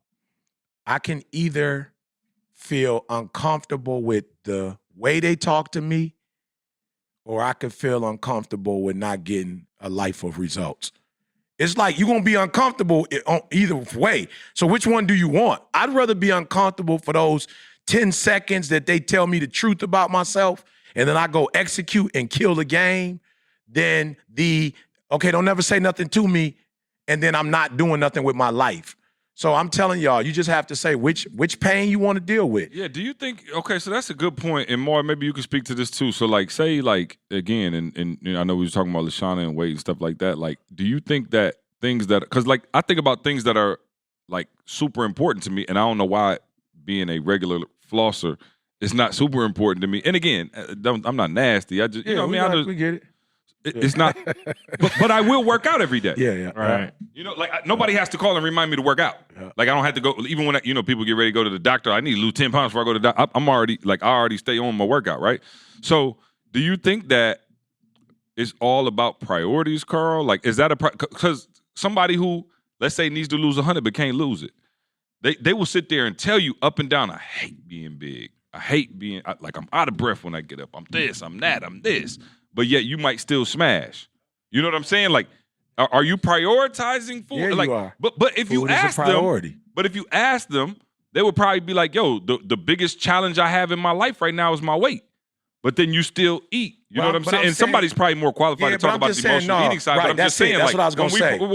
But I'm just take eating out of it. Whatever it is we do, right? Like, is it and I know eating could become an addiction, and we go down that road. I'm not trying to go down that road. I'm just saying in general. When you have things that you say are a priority and should, in a sense, rank over the things that are not, but you still don't, your actions don't align with that. I was waiting to jump in on priorities. My brother lives in California, right? They're renting a house, small house, 2-bedroom house. But listen to what I'm saying. My brother has a grand piano, a keyboard, and an organ. Like, think about that. It's this California. Yeah. Like, this ain't like a small Michigan house. It's California, 2-bedroom house. Right. He has a piano, a grand piano. That's for you that don't know. It's the whole big living room joint that open up. Yep. A keyboard on top of it. And then an organ. So I'm saying, see, we have to first understand what's really important to us. And it's evident to the world. I don't know why we don't see it. It's evident to the whole world. You walk into my brother's house, oh, my man must be into music. Yep. It's clear. Yep. You know what I'm saying? Like, you don't have to think about that, but I think that we're not honest with ourselves. Like, if he had to be honest, he has to say one of my biggest priorities in life is music, then this, then that. You see what I'm saying? I don't think we really take stock of that. Right. A big priority for me is not looking overweight. A big priority for me is eating. I like how it feels. Like you said, again, but not eating, but whatever it is. Like, this feels good. I hoop a lot. Right. I go hoop. I love hooping. Like, I probably need a job. I should be doing something more. I'm playing video games, but it's a big priority for me. And until we kind of like take stock of that. Now, we got to speak to how to adjust it, but I'm thinking the first step is actually looking at my priorities like, oh, this really is number one. I say that I'm Christian, but God might be number 4 based on how I'm living my life. Yeah. So let me be real with myself and my priorities, and then I need to put God as number 1. Somebody said, show me where you spend your time and your money. I'll show you where your priorities lie. But I'm saying that was one of the other reasons I said what I said, Carl. I think a lot of people have been bullied into priorities. And they're not theirs. Environment. It's not their 100%, priority. 100%. So the reason why they're not able to accomplish it, because it's not mine in the first place. It's the communities. So I value it because pressures. I value it because they value it. I don't really value, like, somebody might say that whatever, I don't know what it is, but they may say that they value it, but it's like the society that you're in has told you should value that you should value this. Watch this, E. And this is funny because y'all were there. Y'all remember my wedding? My first one. Yes. Yeah. Dude, that was my decision. Like, we'll tell that on the podcast another time. Tamisha didn't even know we were getting married. I don't know if I ever tell you this story. I surprised her with a wedding. Like, literally, my decision, Not a proposal. Bro. A wedding. Carl wanted that guilt-free. He was also coming to America. Carl wanted that guilt-free. Carl, so I can't wait no more. No, listen to what I'm saying. Oh, no, he wasn't waiting. Never knew what I was. Hey, you can't go. Don't listen to You can't get them in the room together, y'all. Don't let me room bully you. together. But to my point, E, I said, I'm not doing what everybody else does for a wedding. I'm not interested. Like, I'm tired. Like, Tamisha and I need to be married. Yep. Now, watch this. We had a second wedding mall. When we got back, the community was like, oh, wow, y'all got married? No, we got to have a wedding. Like, y'all, and they literally put a whole wedding together for us. Like, we had to dress up, do the whole 9. But I'm saying, to your point, bruh, I was like, what is this? He's so wild. Take it home, Carl. Take it home, B. Take Keep it going, home. Carl. I thought that I was. Carl, keep going. So all I'm saying, I can't be serious. The environment, dude. Oh, yeah, she was in tears. Oh, she was in tears. Not like Carl. Oh, we had the dress and everything. Yeah. Oh, it was beautiful. Yeah, it was Oh, plain. it was beautiful. No, I'm talking the first one. No, that's what we're talking about. Serious. Oh, wow. We had a dress, everything. Yeah. We all knew. She didn't know. It was. I don't know. Camille would have went. All My the point way. was, here you go. You just got Carl. If you I'm have luck, gonna keep going. Talk to you, Maul. Talk to Maul. I knew for me and Tamisha, like, dude, I knew she was ready. I was ready. I didn't care who else had anything to say. I'm like, yo, let's go get married. When we got back, there was an environmental pressure of we didn't care. Like, yo, we married, y'all. Whether y'all know or not, we married, bro. There was an environment. No. Y'all got to get married. Y'all got to do a dress. Y'all got to walk in. Y'all got to do the whole 9. And I was just like, yo, we weren't trying to do that, but we literally got bullied into that, if you see what I'm saying. Gotcha. Into the second wedding. We were married. I was already married. We were What are married. doing? So just to your point, like, environment plays a huge part of what you think is your priority. Because a if it huge was part. your real priority, you could do it. Bottom line. Yeah, you Bottom know line. what? And that was, man, that was the crazy part about it. It was one of the most beautiful weddings I've ever been to in my life. Dog, literally, I'm talking about freestyle. Out there on the beach. Oh, man. Bro, our flowers was feathers that we found on the beach. Man. We was in Cali. We had a gig right in on Cali. the beach. It was like right? Yeah. it was in Santa Monica, but it was like, there was like The beach was Marina rocks Del and, Rey, like, is it what it was called. oh, Marina bro, Del Rey. It was Beautiful. Beautiful, bro. Oh, you should have seen the look on her face was priceless, dog. And Carl, you know, was no longer living in sin. Hey, what a scripture on that? What got the scripture on? Well, we don't know that he was fornicating. The We Bible don't know that he said- was fornicating. The Bible said a man that findeth a wife findeth a good thing. And so I I did what the also Bible read said. that it's better to marry Than to burn. Talk to me, Maul. well, there it is. Oh, look. Talk to me, Maul. Yeah, look. Hey, I'm just saying, though. I'm just saying. Who gives the bully the right to judge and say that he was fornicating? No. Who never knew? We never knew. They was having Bible studies. That's absolutely. the only sin he ever committed in his life. You feel me? My kids might be watching this podcast. I promise you, they think, throwing up right now. And if they watch the rebuild, they might think we waited until till we they had know it was them. going down while y'all was there. Where was I during this, Dad? Oh, you was right there. You had better, Drew. Yeah, you had Benadryl. Son. Shout out to Organifi. The super. I usually got a segue, but there's no segue from Carl with the emergency wedding. You know what I'm saying? Hey, we got the You know, in podcast case title. of emergency break glass, Carl was like, I need a wedding today. Podcast title, Emergency Wedding. There you go. Thank you, Carl. Thank you. Make it easy on C. Shout out to Organifi, man, the Superfood Green Juice Powder. They have been keeping all of us right on the podcast for years, man. You know them, Organifi.com or GANIFI.com, promo code SUCCESS. All right. Also, this podcast is always brought to you by Make Real Estate Real. We got Maul with the shirt on over there, man. I want to tell the whole story, but I think I'll wait till next week. Maybe get him on the podcast for a quick second.